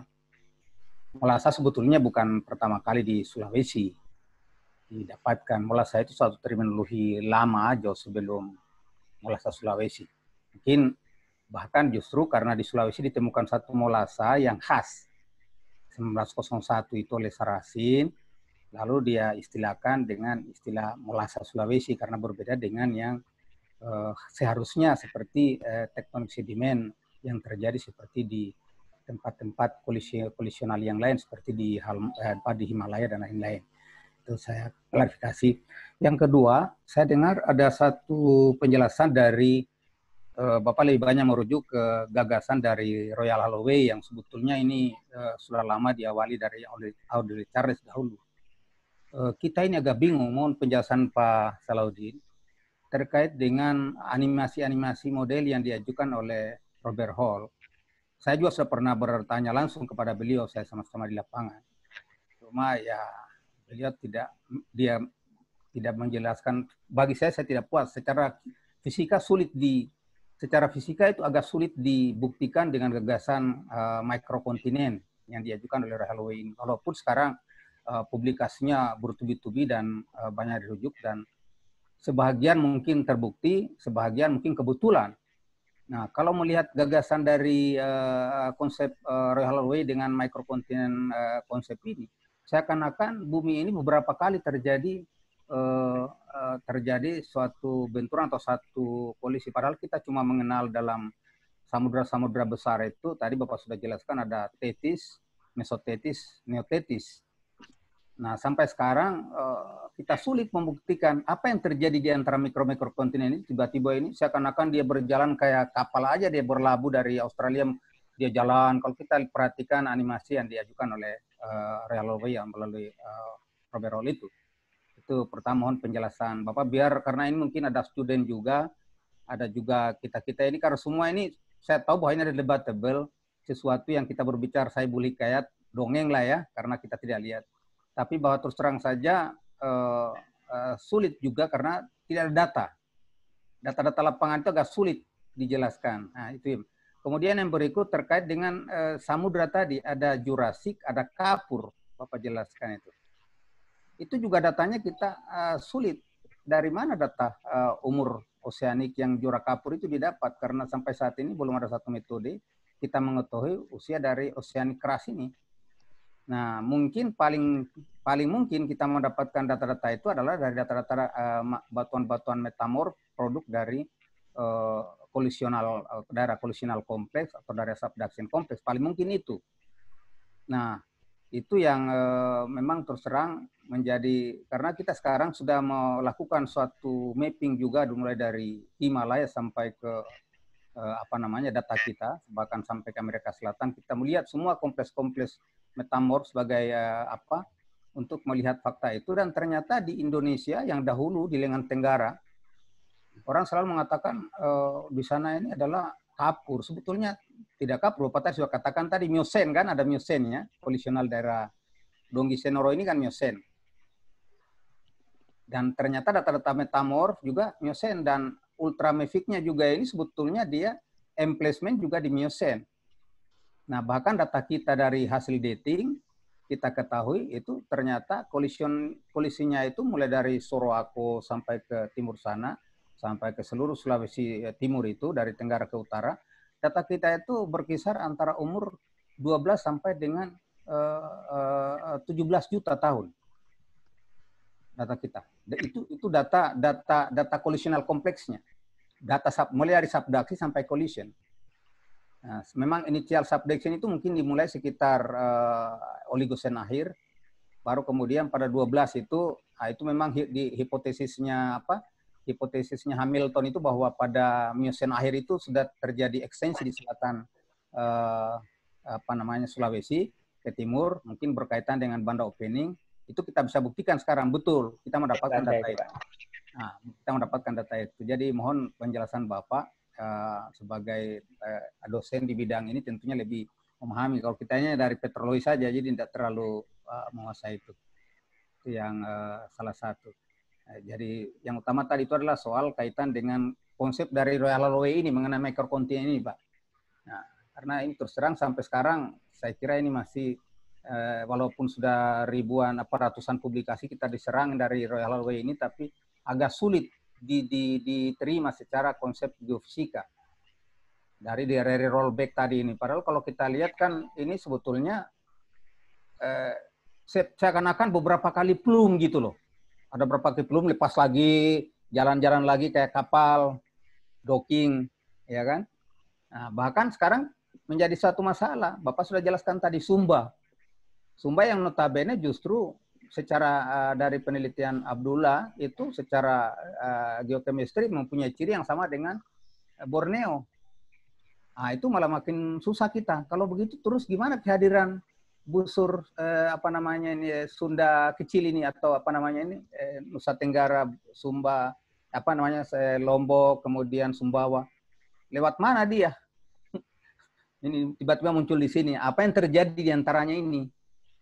Sementara umurnya 80 sampai 87, 57 juta tahun tadi Kapur ya sampaikan. Itu sudah satu masalah yang bisa menggagalkan konsep mikrokontinen sebetulnya, seperti yang dianimasikan oleh Hall itu. Makasih. Terima kasih Pak. Gimana Pak Salahuddin bisa ditanggapi? Makasih banyak. Ya, terima kasih banyak Pak Musri, luar biasa ini sharing knowledge-nya. Baik Pak Musri, terima kasih tadi koreksinya untuk Celebes molasnya Saracen ya. Jadi betul Pak, itu memang yang membuat molas kita itu unik dibandingkan dengan molas yang ada di Alpen sana. Karena molas kita itu adalah molas orogen yang berasosiasi dengan kolisi benua dan oseanik Pak di situ. Jadi komponennya sangat lengkap dan semuanya terjadi secara rapid tanpa ada kontrol sedimentasi yang cukup reguler begitu Pak ya. Jadi memang sehingga 1901 itu memang menghasilkan Celebes molas yang unik, dan ini signature ini yang saya pakai, yang saya sampaikan bahwa molas kita itu unik dan itu ditemukannya di Indonesia Timur begitu Pak. Terima kasih koreksinya Pak. Kemudian mengenai konsep Robert Hall, tadi di slide pertama sebetulnya saya menyampaikan satu hal bahwa yang kita diskusikan itu adalah tektonik blok Pak. Jadi dia bukan microplate, bukan microkontinen. Dia memang kontinen, tetapi dia tidak memiliki batas lempeng yang signifikan definitif.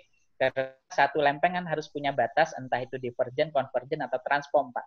Nah, blok-blok tektonik kita ini seperti Banggai Sula, Buton, Tukang Besi itu nggak punya itu semua. Jadi batasnya itu tidak well definitif, sehingga istilah yang cukup generik dan cukup aman itu sebetulnya blok tektonik saja. Mungkin ilustrasinya adalah kalau kita membayangkan Sulawesi Selatan pernah nyambung dengan Kalimantan Timur, tetapi kemudian dia rifting, terpisah oleh Selat Makassar. Nah, sepertinya yang terjadi di Indonesia Timur itu terjadi seperti itu, tapi dalam dimensi yang lebih kecil lagi. Jadi kalau kita lihat seperti Banggai Sula, Tukang Besi, kemudian seperti yang ada di daerah selatan Halmahera itu kecil-kecil semua Pak, itu blok-blok tektoniknya.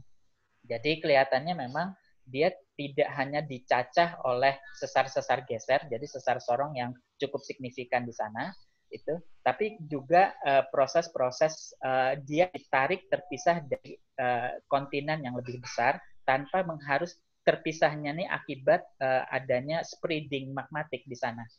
Jadi yang seperti dibayangkan oleh Pak Musri, mungkin ada mantel plume, harus ada oceanic muncul di tengah-tengah sehingga ada well definitive oceanic boundary Pak.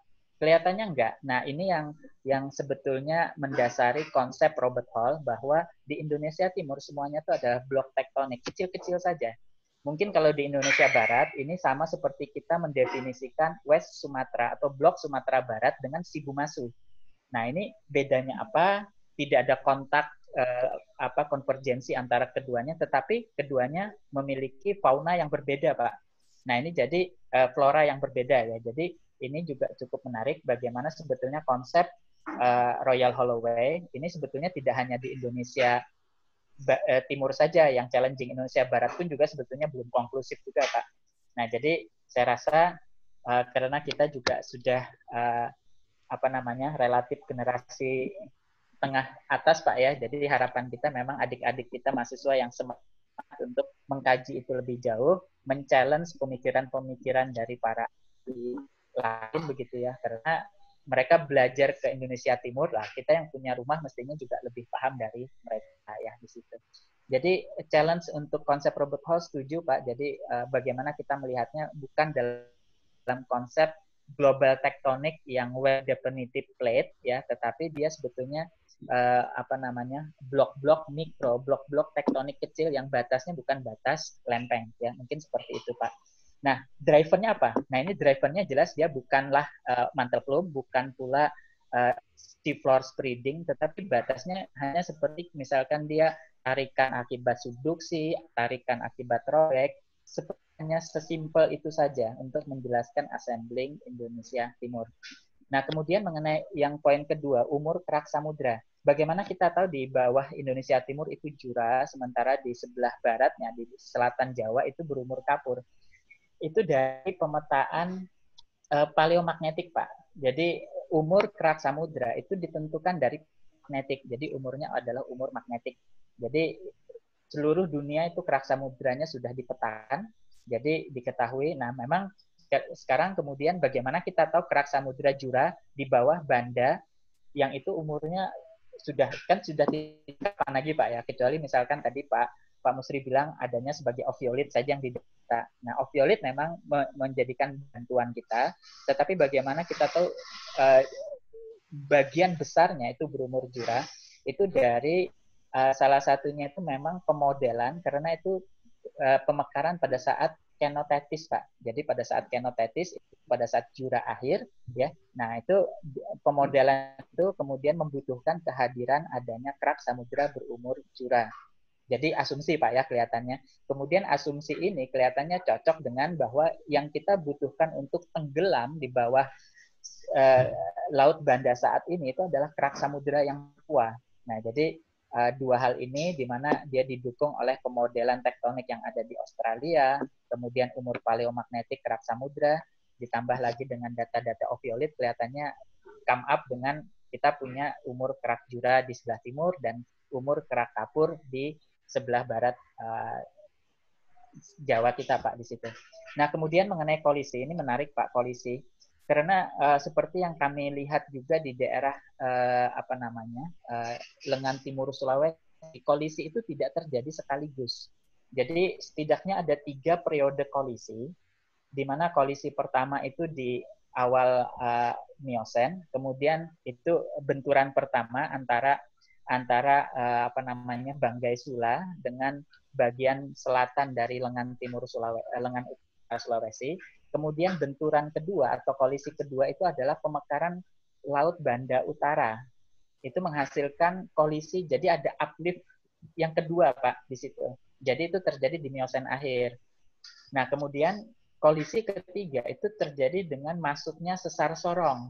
Jadi kelihatannya sesar sorong di di akhir Pliocene ya, di Pliopleistosen atau di Neopliocene itu dia sempat mengaktifkan sesar-sesar yang ada di lengan timur Sulawesi. Walaupun saat ini kelompok Robert Hall itu mempertanyakan kembali pengaruh sesar sorong sampai ke sana, mereka sudah meniadakan itu Pak. Tapi kelihatannya ada satu regional play yang kemudian menghasilkan kolisi yang ketiga. Jadi kelihatannya kolisi yang kita tidak sekali jadi, tetapi dia konsekutif begitu Pak ya, sekuensial. Nah kemudian yang keempat mengenai Sumba, ini Sumba enigmatik Pak. Saya sepakat Sumba itu dia masih ada pengaruh Borneo, karena kalau kita lihat dia memang dia masih satu awalnya. Nah kalau kita lihat di posisi awal Sumba, itu dia masih jadi satu kesatuan dengan Paternoster ini Pak. Jadi Paternoster dengan Kalimantan gitu ya, dengan Sulawesi Selatan, dia posisinya relatif di sini. Nah jadi kalau kita lihat dia kemudian drifting ke selatan. Di sini driftingnya tidak harus ada plume Pak di tengahnya, tetapi bisa juga ditarik oleh rollback ini tadi. Jadi dia kemudian bergeser membawa karakteristik yang ada di daerah Sundaland atau di daerah Kalimantan tadi. Jadi ini memang sempat membuka sebetulnya Pulau Sumba itu milik Australia atau milik Asia kan begitu. Jadi dia seperti kita bicara tentang fauna yang ada di daerah Wallacea ini Asia atau Australia gitu. Nah Sumba ini ternyata sama pertanyaannya Pak. Demikian Pak Musri, mohon maaf apabila tidak banyak yang bisa saya jawab di sini, karena saya percaya Pak Musri selaku researcher di sana malah jauh lebih paham daripada saya Pak. Terima kasih atas masukannya dan mohon koreksinya Pak ya. Jadi mungkin bisa disampaikan lewat panitia nanti kalau misalkan ada kekeliruan saya, karena kita masih ada pertanyaan yang lain. Demikian Mas Musli, monggo. Ya. Please, monggo. Ya, terima kasih Pak Salahuddin atas penjelasannya, dan juga terima kasih Pak Muslimah Walida atas pertanyaannya. Jadi memang karena ilmu tektonika ini masih muda ya, terkait muda ya Pak, banyak sekali hipotesis dan juga ilmu baru yang berkembang, apalagi untuk Indonesia bagian timur. Langsung aja untuk pertanyaan selanjutnya ya Pak Salahuddin Husain. Kita langsung ke Mas Reza Firmansyah. Bisa bergabung Mas Reza Firmansyah.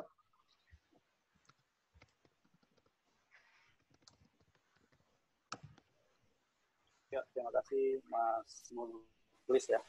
Ya, Pak, ya, saya langsung aja ya. Pak, ini berkaitan dengan mitigasi sih Pak Salahuddin. Jadi saya mau menanyakan apakah peran dari sensor-sensor pengukuran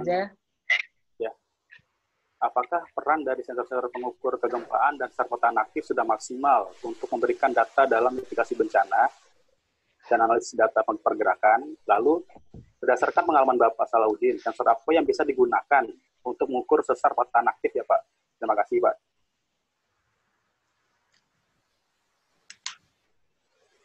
Jadi gimana Mas Reza? Mungkin Pak Salahuddin bisa terjelas pertanyaannya?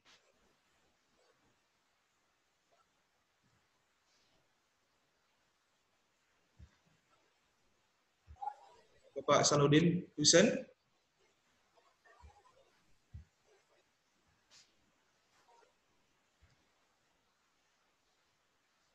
Kelihatannya putus ya. Mohon maaf, kayaknya mungkin terputus kembali. Mohon maaf. Jadi semoga beliau bisa terkoneksi lagi. Jadi terima kasih Mas Reza atas pertanyaannya ya.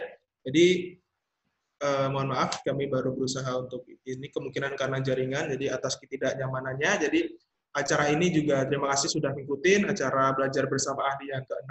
Jadi kali ini bersama Bapak Salahuddin Husain, Doktor Filosofi dari Universitas Gadjah Mada. Jadi tentang mengenai evolusi tektonik Indonesia Timur, implikasinya nanti dengan sumber daya alam maupun kebencanaan. Jadi sudah dipaparkan tadi oleh Bapak Salahuddin Husain. Kemudian di sini juga acara ini itu kerjasama kami dari Dongeng Geologi, Geologi.net, Geologipedia, dan juga Belajar Geologi. Akun-akun Geologi Indonesia, media Geologi Indonesia yang selama ini menemani banyak sekali masyarakat Indonesia dalam ilmu kebumian seperti itu. Kemudian acara ini juga kita agendakan, jadi sudah sesi yang ke-6, nanti ada beberapa sesi selanjutnya yang akan lebih menarik lagi.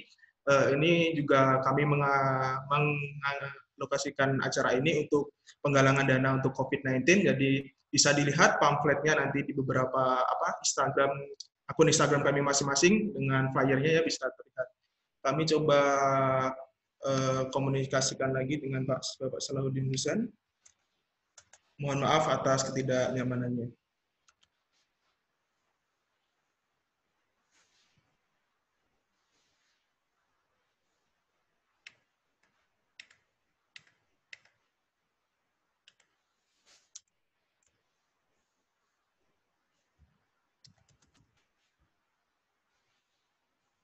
Bapak Salahuddin Husain bisa ya, bisa Mas, monggo.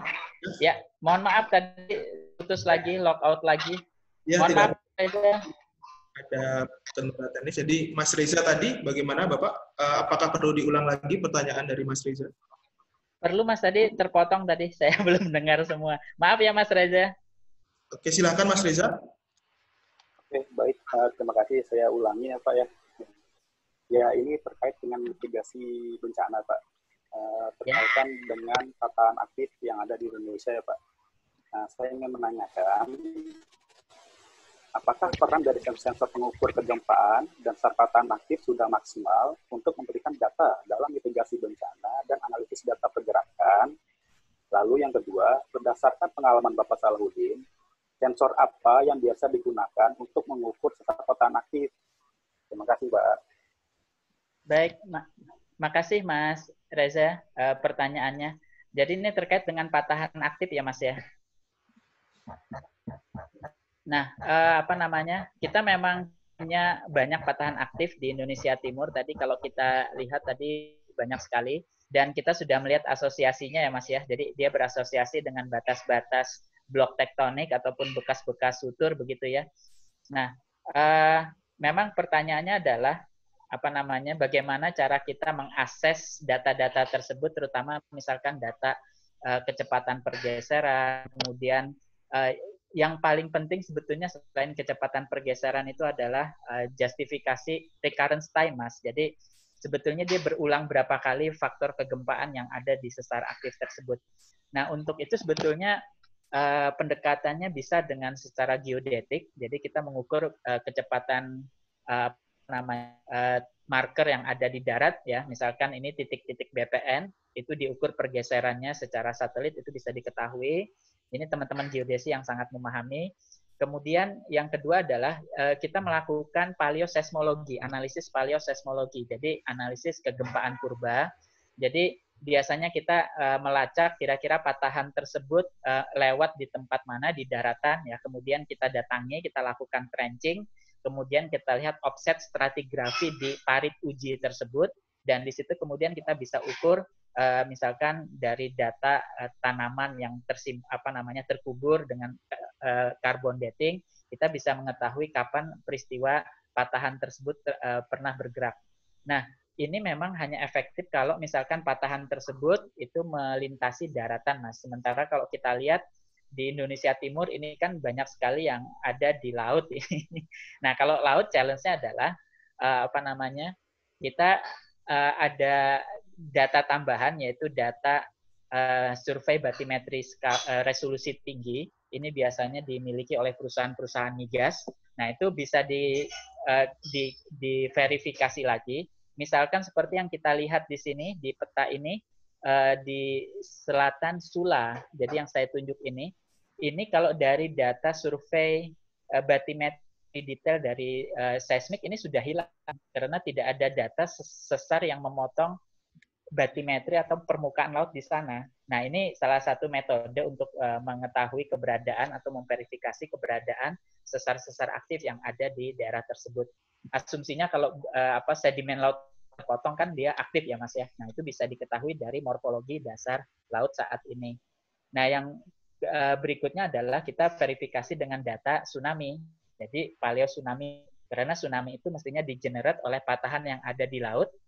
Jadi kalau kita punya data-data event tsunami purba, kemudian diketahui magnitud up atau besaran tinggian gelombang yang sampai, kemudian bisa dimodelkan kira-kira patahan yang bekerja di sebelah mana, terutama dari catatan-catatan masa lampau. Banyak sekali pekerjaan kebencanaan yang sebetulnya challenge-nya adalah geografis, Mas, karena di sana lebih banyak di daerah laut, kemudian kalaupun dia masuk ke daerah-daerah pantai atau daerah-daerah permukaan, nah challenge-nya adalah ya berbeda di Jawa yang umumnya batuannya itu adalah batuan plastik. Di sana hampir semua batuan quarter itu adalah gamping. Nah, padahal batu gamping itu begitu dia terpotong, dia sementasinya akan kuat, kita akan susah sekali mencari jejak-jejak kegempaan atau patahan aktif di sana. Jadi ini challenge yang lain secara geologi. Nah, kira-kira itu sih Mas, jadi bagaimana cara kita riset mengenai patahan aktif, walaupun saya tidak terlibat aktif, tapi banyak kolega, rekan yang terlibat yang pernah saya ikuti sharing mereka. Mudah-mudahan ini bisa memberi gambaran ya Mas ya, challenge kita menghadapi kebencanaan di bagian timur Indonesia. Mohon maaf Mas kalau misalkan ada yang kurang jawabannya. Saya kembalikan Mas Musli. Ya, terima kasih Pak Salahuddin ya. Bagi Mas Reza mungkin seperti itu, jadi keterkaitan dengan mitigasi bencana di Indonesia bagian timur memang sudah dijelaskan oleh Pak Salahuddin tadi bahwa fault dan tektonik maupun pergerakannya sangat aktif gitu ya. Itu akan sangat bervariasi sekali dan semoga kedepannya akan mitigasi bencana di Indonesia bagian timur atau Indonesia seluruhnya akan lebih baik gitu Pak Salahuddin ya. Mungkin ini Pak Salahuddin waktunya sudah jam 5 Pak atau bagaimana Bapak Salahuddin Hussein? Saya mengikuti aja, kalau misalkan masih bisa dilanjut monggo. Oh, begitu ya Bapak ya. Jadi karena banyak sekali yang mungkin ya ini ya. Mungkin beberapa pertanyaan lagi ya Bapak Salahuddin Hussein ya. Ya, terima kasih. Mungkin 2 atau 3 pertanyaan lagi. lanjut ke Mas Ruben Setiawan. Mas Ruben bisa bergabung dengan kami.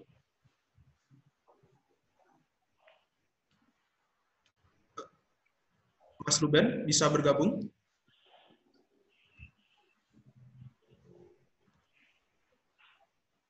Mas Ruben, ataukah saya saja yang bertanya ya? Mas Ruben, bagaimana bisa bergabung?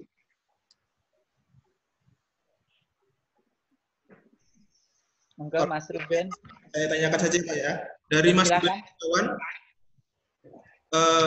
SMA Negeri 3 Yogyakarta, Pak. Jadi ada siswa SMA juga. Selamat sore, Bapak.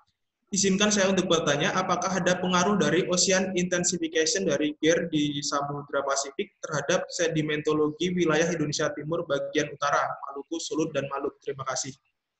Bisa diulangi, Mas? Bisa diulangi, Mas? Apakah ada ocean intensification di Samudra Pasifik terhadap sedimentologi di wilayah Indonesia Timur bagian utara? Seperti itu, Pak. Mungkin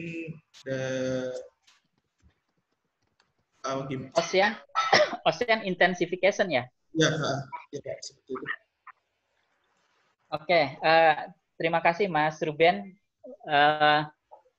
Walaupun belum bergabung ya, saya coba jawab. Ini mungkin belum maksimal juga karena saya masih meraba-raba yang dimaksud dengan ocean intensification ini apa. Mungkin kalau Mas Ruben bergabung bisa menjelaskan maksudnya karena saya belum paham juga.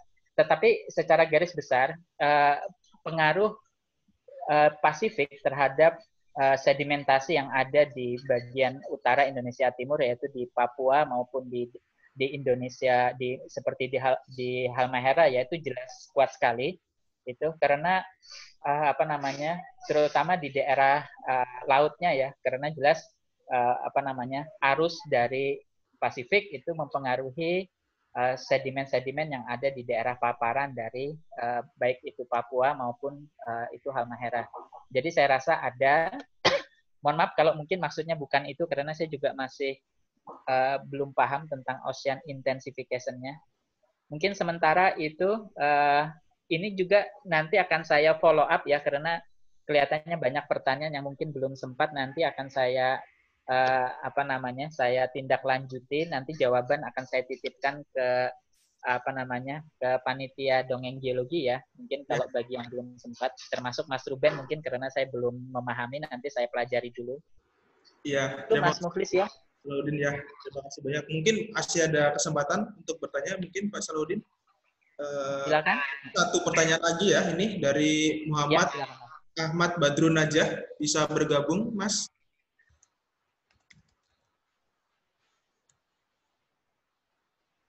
Muhammad Badrun.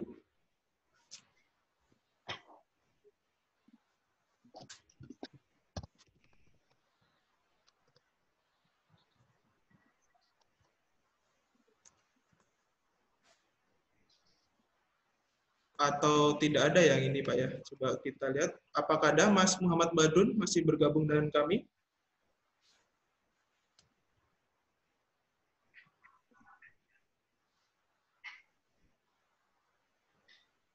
Mungkin host bisa. Ada pesan itu di unmute Mas ya, katanya. Di unmute bisa.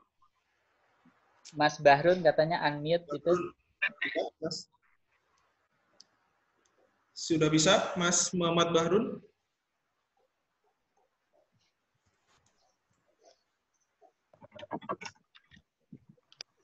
Sudah Mas, silahkan bertanya langsung pada Bapak Salahuddin Hussein. Terima kasih Mas Mukhlis dan selamat sore semuanya. Saya izin bertanya Pak. Ya silakan Mas Bahrun.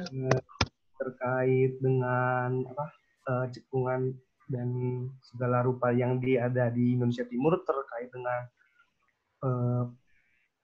kaitannya dengan busur banda kan, kalau nggak salah yang saya baca itu pernah adanya suatu cekungan besar atau trough yang semacam itu yang sangat dalam sekali katanya Pak. Dan yang diketahui sekarang ini katanya itu terbentuk dari adanya entah emang kayak biasanya itu kayak konvergensi biasa yang membentuk suatu busur kepulauan, tetapi saya pas membaca lagi-lagi papernya dari Royal Holloway, itu punyanya Hall. Dia berkata bahwasanya ada enigma di sini, yaitu mengatakan bahwasanya pembentukan dari trough itu bukan disebabkan karena implikasi karena adanya suatu konvergensi yang menyebabkan adanya jalur busur kepulauan, tetapi karena adanya suatu mega extension yang juga dibuktikan dengan adanya seismic tomografi, dan di sana ternyata ada suatu anomali thermal. Bisa dilanjut? Ya, monggo Mas, silakan lanjut Mas. Oh ya, nah itu katanya ada suatu anomali thermal di sana, dan itu semakin meyakinkan dia bahwa di sana tuh ternyata emang mekanismenya berbeda dengan mekanisme lainnya. Nah itu tanggapan Bapak seperti apa? Terima kasih, Pak. Baik, makasih Mas Bahrun. Ya, jadi apa namanya? Ini terkait dengan apa namanya busur banda ya Mas ya, dan cekungan yang ada di sana. Sebetulnya untuk busur banda itu ada 2 cekungan, yaitu Timor Tanimbar Seram Trough dan ada Weber Deep. Jadi ada 2 dalaman Mas. Jadi saya anggap yang dimaksud Mas Bahrun itu yang Timor Tanimbar Seram Trough ya Mas ya. Benar Mas? Mungkin lebih ya sepertinya yes. Itu ya. Oke. Tapi nanti juga saya review juga yang Weber Deep sebentar, karena itu juga cekungan yang terbentuk akibat proses yang ada di apa namanya di Laut Banda. Baik Mas. Jadi yang pertama apa namanya yang harus kita pahami ini prinsip apa namanya atau pola pikirnya Robert Hall ya di dalam rekonstruksi Indonesia Timur. Karena sebetulnya simple ya, siapa yang bisa merekonstruksi Laut Banda itu sebetulnya sudah megang kunci Indonesia Timur sebagian besar gitu Mas ya. Kenapa? Karena ya tadi Laut Banda itu adalah intinya Indonesia Timur, dia berada di tengah-tengah Indonesia Timur. Nah, di sini kalau kita lihat berdasarkan data yang ini saya tunjukkan di tomografi seismiknya, bisa kita perhatikan bagaimana subduksi yang ada itu dia tajam ya sudutnya, kemudian dia melandai di bagian bawah, ini berada di apa namanya di diskontinuitas di mantel atas. Kemudian ada juga yang seolah-olah naik kan Mas ya di sini, jadi di section C atau D, jadi semakin ke arah timur dia seolah-olah naik kembali. Sebetulnya ini bukan berarti subduksinya bisa naik kembali, itu nggak mungkin secara gravitasi, tapi ini sebetulnya subduksi dari sisi yang lain tetapi sudah putus. Jadi kalau kita lihat ini berarti subduksi yang utara, ini dia putus ya. Jadi yang biru ini adalah lempeng subduksi, dia nggak nyambung ke atas, artinya sudah putus begitu ya. Nah itu ada di C ini kan ada di daerah Seram. Artinya apa? Jadi sebetulnya ini berdasarkan tomografi, jadi ada thermal juga yang bermain di sini. Yang merah itu artinya hangat, yang biru itu dingin.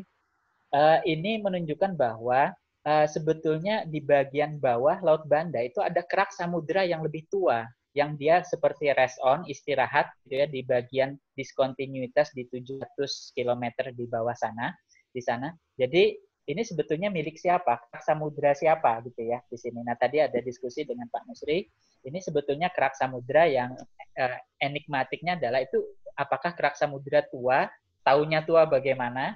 Nah, tapi kita punya kerak samudera yang ada di bawah kerak samudera Banda yang saat ini membentuk Laut Banda.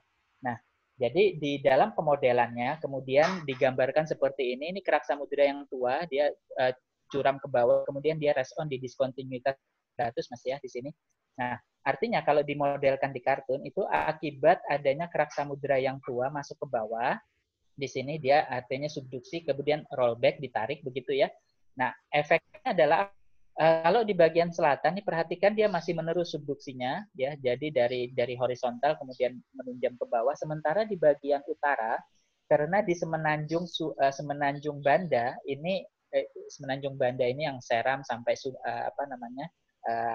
Banggai Sula tadi itu dia putus, jadi dia putus di sini sehingga kemudian kan ini terpotong-potong menjadi blok tektonik.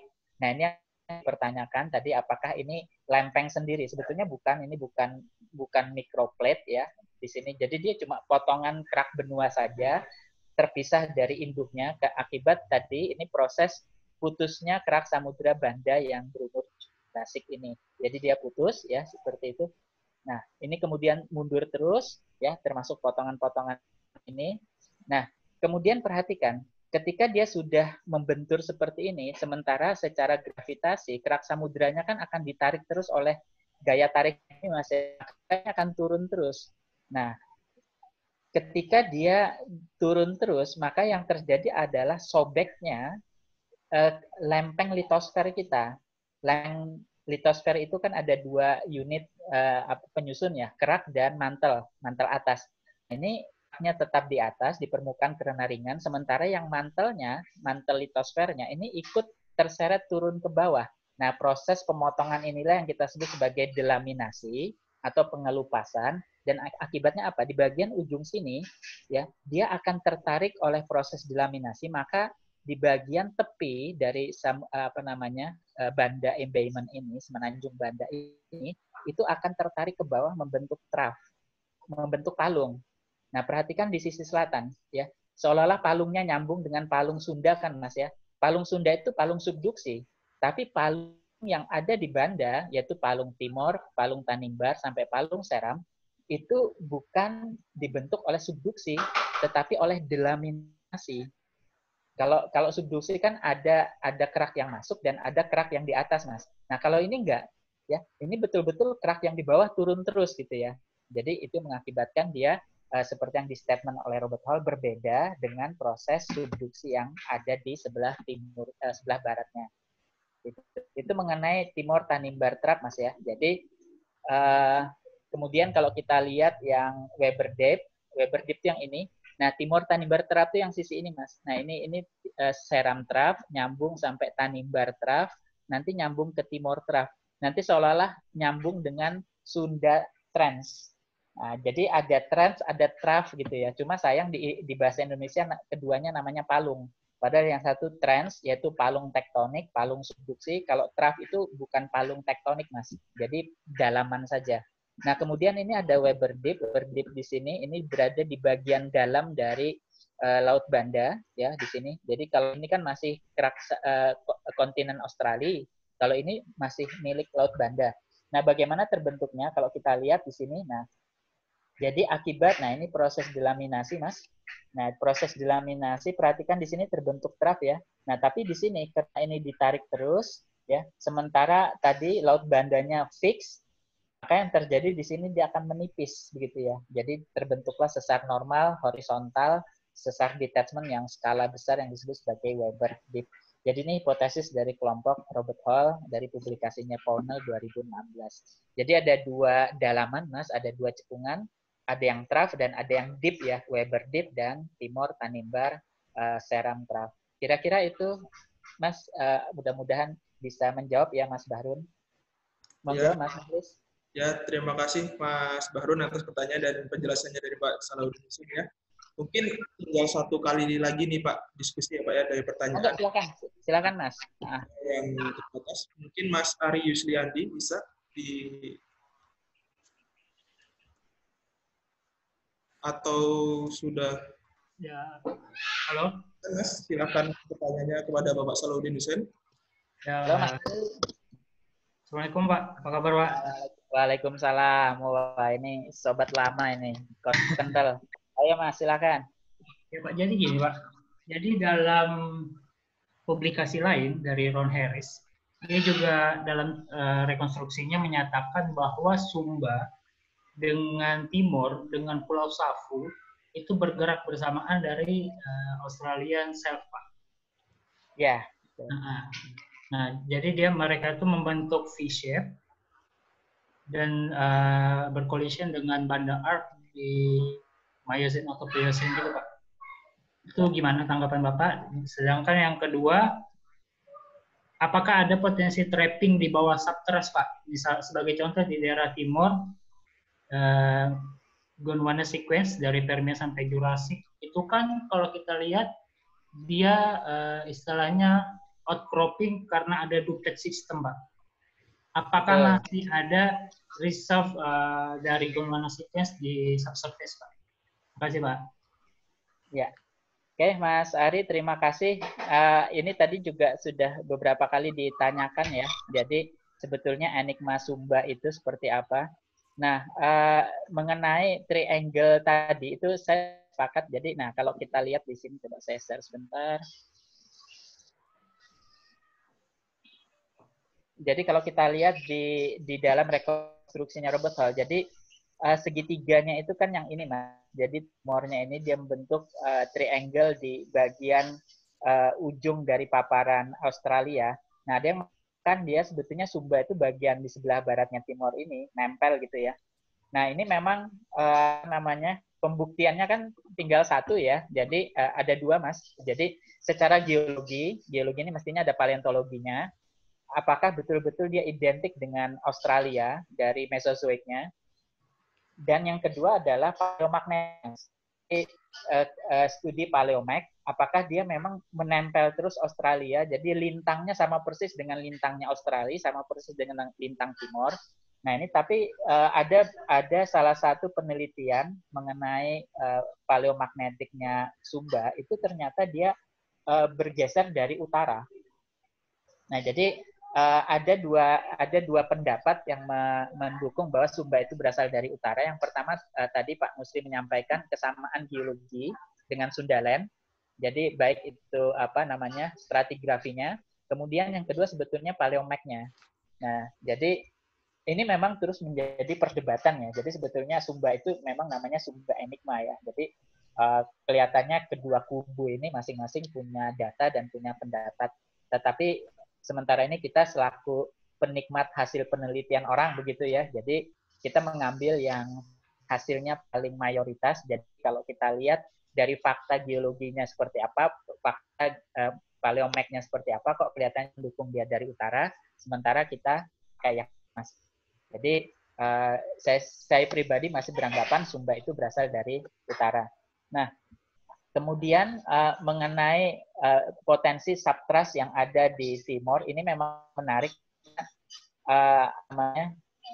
Saya percaya potensi subtrust itu ada di sana. Jadi kalau kita lihat dari penelitian yang dibuat Charlton ini ya, jadi stratigrafi thrusting ke selatan ini kan dia di bawahnya masih ada sequence-nya Australia, dan itu dia proof di Australia sana, tapi di Timor dia ada di bawah sesar Anjak. Nah, apakah ada? Saya percaya ada, karena hampir semua sesar-sesar yang ada di Australia itu kan berasosiasi dengan seepage.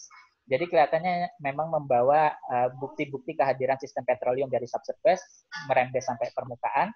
Nah, itu mestinya rambatannya lewat mekanisme sistem-sistem sesar-sesar naik ini. Jadi mestinya ada. Nah, cuma challenge-nya seperti yang dibuktikan oleh Bandi 1 ini, Mas. Jadi bagaimana rumitnya struktur yang dilalui oleh sumur tersebut ya di sini, sehingga ini kemudian mestinya menjadi batasan juga di dalam eksplorasi. Depth-nya ada di mana begitu ya. Kemudian bagaimana operasional kita mengatasi tekanan-tekanan dari sesar-sesar tersebut. Seperti itu Mas pendapat saya, karena kalau ke selatan lagi kan kita sudah terbukti ya, itu di daerah Abadi itu kan ada di bawahnya Timor itu ya sebetulnya. Jadi saya sepakat potensi ada, challenge-nya memang kenapa kok ditemukannya di Abadi bukan di Timor. Timor karena terlalu rumit gitu ya, orang milih kita bermain horse graben aja lah di Abadi gitu ya, lebih predicted, lebih simple. Kira-kira seperti itu Mas. Iya, terima kasih Pak Salahuddin Hussein. Bagaimana Mas Ari? Ya, oke. Terima kasih Pak. Jadi, ya, makasih Mas Ari. Karena waktu yang tidak memungkinkan ya, karena sudah jam 5:17, jadi kita sudah overtime 15 menit. Mohon maaf sebelumnya untuk Pak Salahuddin Hussein dan kemudian untuk beberapa partisipan. Mungkin saja karena waktu juga ya, jadi menarik sekali. Jadi saya rasa tidak bisa kita membahas penuh tentang tektonika Indonesia Timur ini dalam satu sesi seperti ini. Mungkin tidak bisa, mungkin bisa sesi selanjutnya. Mungkin langsung saja Bapak Salahuddin Hussein bisa untuk closing statement dari Bapak, bagaimana tentang potensi tentang sumber daya alam maupun bencana di kaitannya dengan tektonik Indonesia Timur itu seperti apa sih Pak? Bagaimana untuk sesi kali ini? Terima kasih. Baik, terima kasih Mas Muhlis. Jadi untuk statement sebetulnya tadi sudah sempat saya sampaikan. Jadi pertama adalah bagaimana potensi sumber daya alam kita itu sangat dikontrol oleh batuan dasarnya atau batuan keraknya. Jadi kalau kita ingin mencari migas, mestinya mencari bagian-bagian kontinen. Kemudian kalau mencari mineral, mestinya ada dua pilihan ya. Jadi mencari yang batuan kerak samudranya ataupun batuan magmatiknya. Semuanya tersebar mengikuti sejarah evolusi tektoniknya. Kemudian mengenai kebencanaan, kita mengetahui bahwa sebetulnya sebaran gempa, tsunami, dan gunung api di Indonesia Timur itu predicted. Dia mengikuti Belanda, dia mengikuti sesar-sesar geser transform, baik itu Palu Koro maupun Sorong, dan dia mengikuti kolisi antara dua busur Halmahera dan Sangihe. Itu aja sebetulnya. Jadi tapi kita berhadapan dengan area yang luas. Jadi berbeda dengan misalkan Sumatera, dia konsentrate di Sumatran Fault gitu ya. Di Jawa dia konsentrate di beberapa fault. Di Indonesia Timur dia distribute. Nah, ini challenge kita sebetulnya. Jadi membutuhkan banyak sumber daya, baik sumber daya resources manusia untuk yang tertarik dengan riset-riset di Indonesia Timur, baik sumber daya maupun kebencanaan, dan juga tentunya sumber daya finansial dan peralatan di sana. Kira-kira demikian, sehingga ketika kita menatap ke Indonesia Timur begitu ya, kita datang dengan pemahaman tektonik yang komprehensif di situ. Demikian Mas Mukhlis mungkin yang bisa saya closing. Terima kasih Mas. Terima kasih juga kepada para audiens, para peserta. Mohon maaf apabila ada kesalahan penyampaian dari saya. Bagi pertanyaan yang belum terjawab, insya Allah nanti akan saya pelajari dan saya beri jawaban tertulis. Mungkin bisa disampaikan oleh panitia kepada nomor kontak para peserta. Terima kasih. Assalamualaikum warahmatullahi wabarakatuh. Waalaikumsalam. Terima kasih banyak Bapak Salahuddin Hussein atas ilmu dan waktunya, sangat menarik sekali. Terima kasih dari kami panitia mengucapkan terima kasih banyak. Kemudian terima kasih juga kepada para peserta sudah mengikuti dari awal sampai akhir sesi kali ini. Untuk selanjutnya mungkin bisa ditunggu beberapa sesi-sesi selanjutnya ya. Terima kasih untuk semuanya. Karena waktu juga yang harus memisahkan kita. Cukup sekian dari kami. Kami mohon maaf jika ada kekurangan untuk sesi-sesi kali ini. Billahi taufiq hidayah untuk semuanya. Semoga selalu sehat, semoga selalu aman. Jangan lupa, jangan tetap stay at home gitu seperti itu. Jika di rumah pun kita bisa produktif seperti itu ya. Terima kasih. Assalamualaikum warahmatullahi wabarakatuh. Waalaikumsalam warahmatullahi wabarakatuh. Makasih Mas Mukhlis, makasih teman-teman Dongeng Geologi. Terima kasih banyak Bapak Salahuddin Hussein atas waktunya.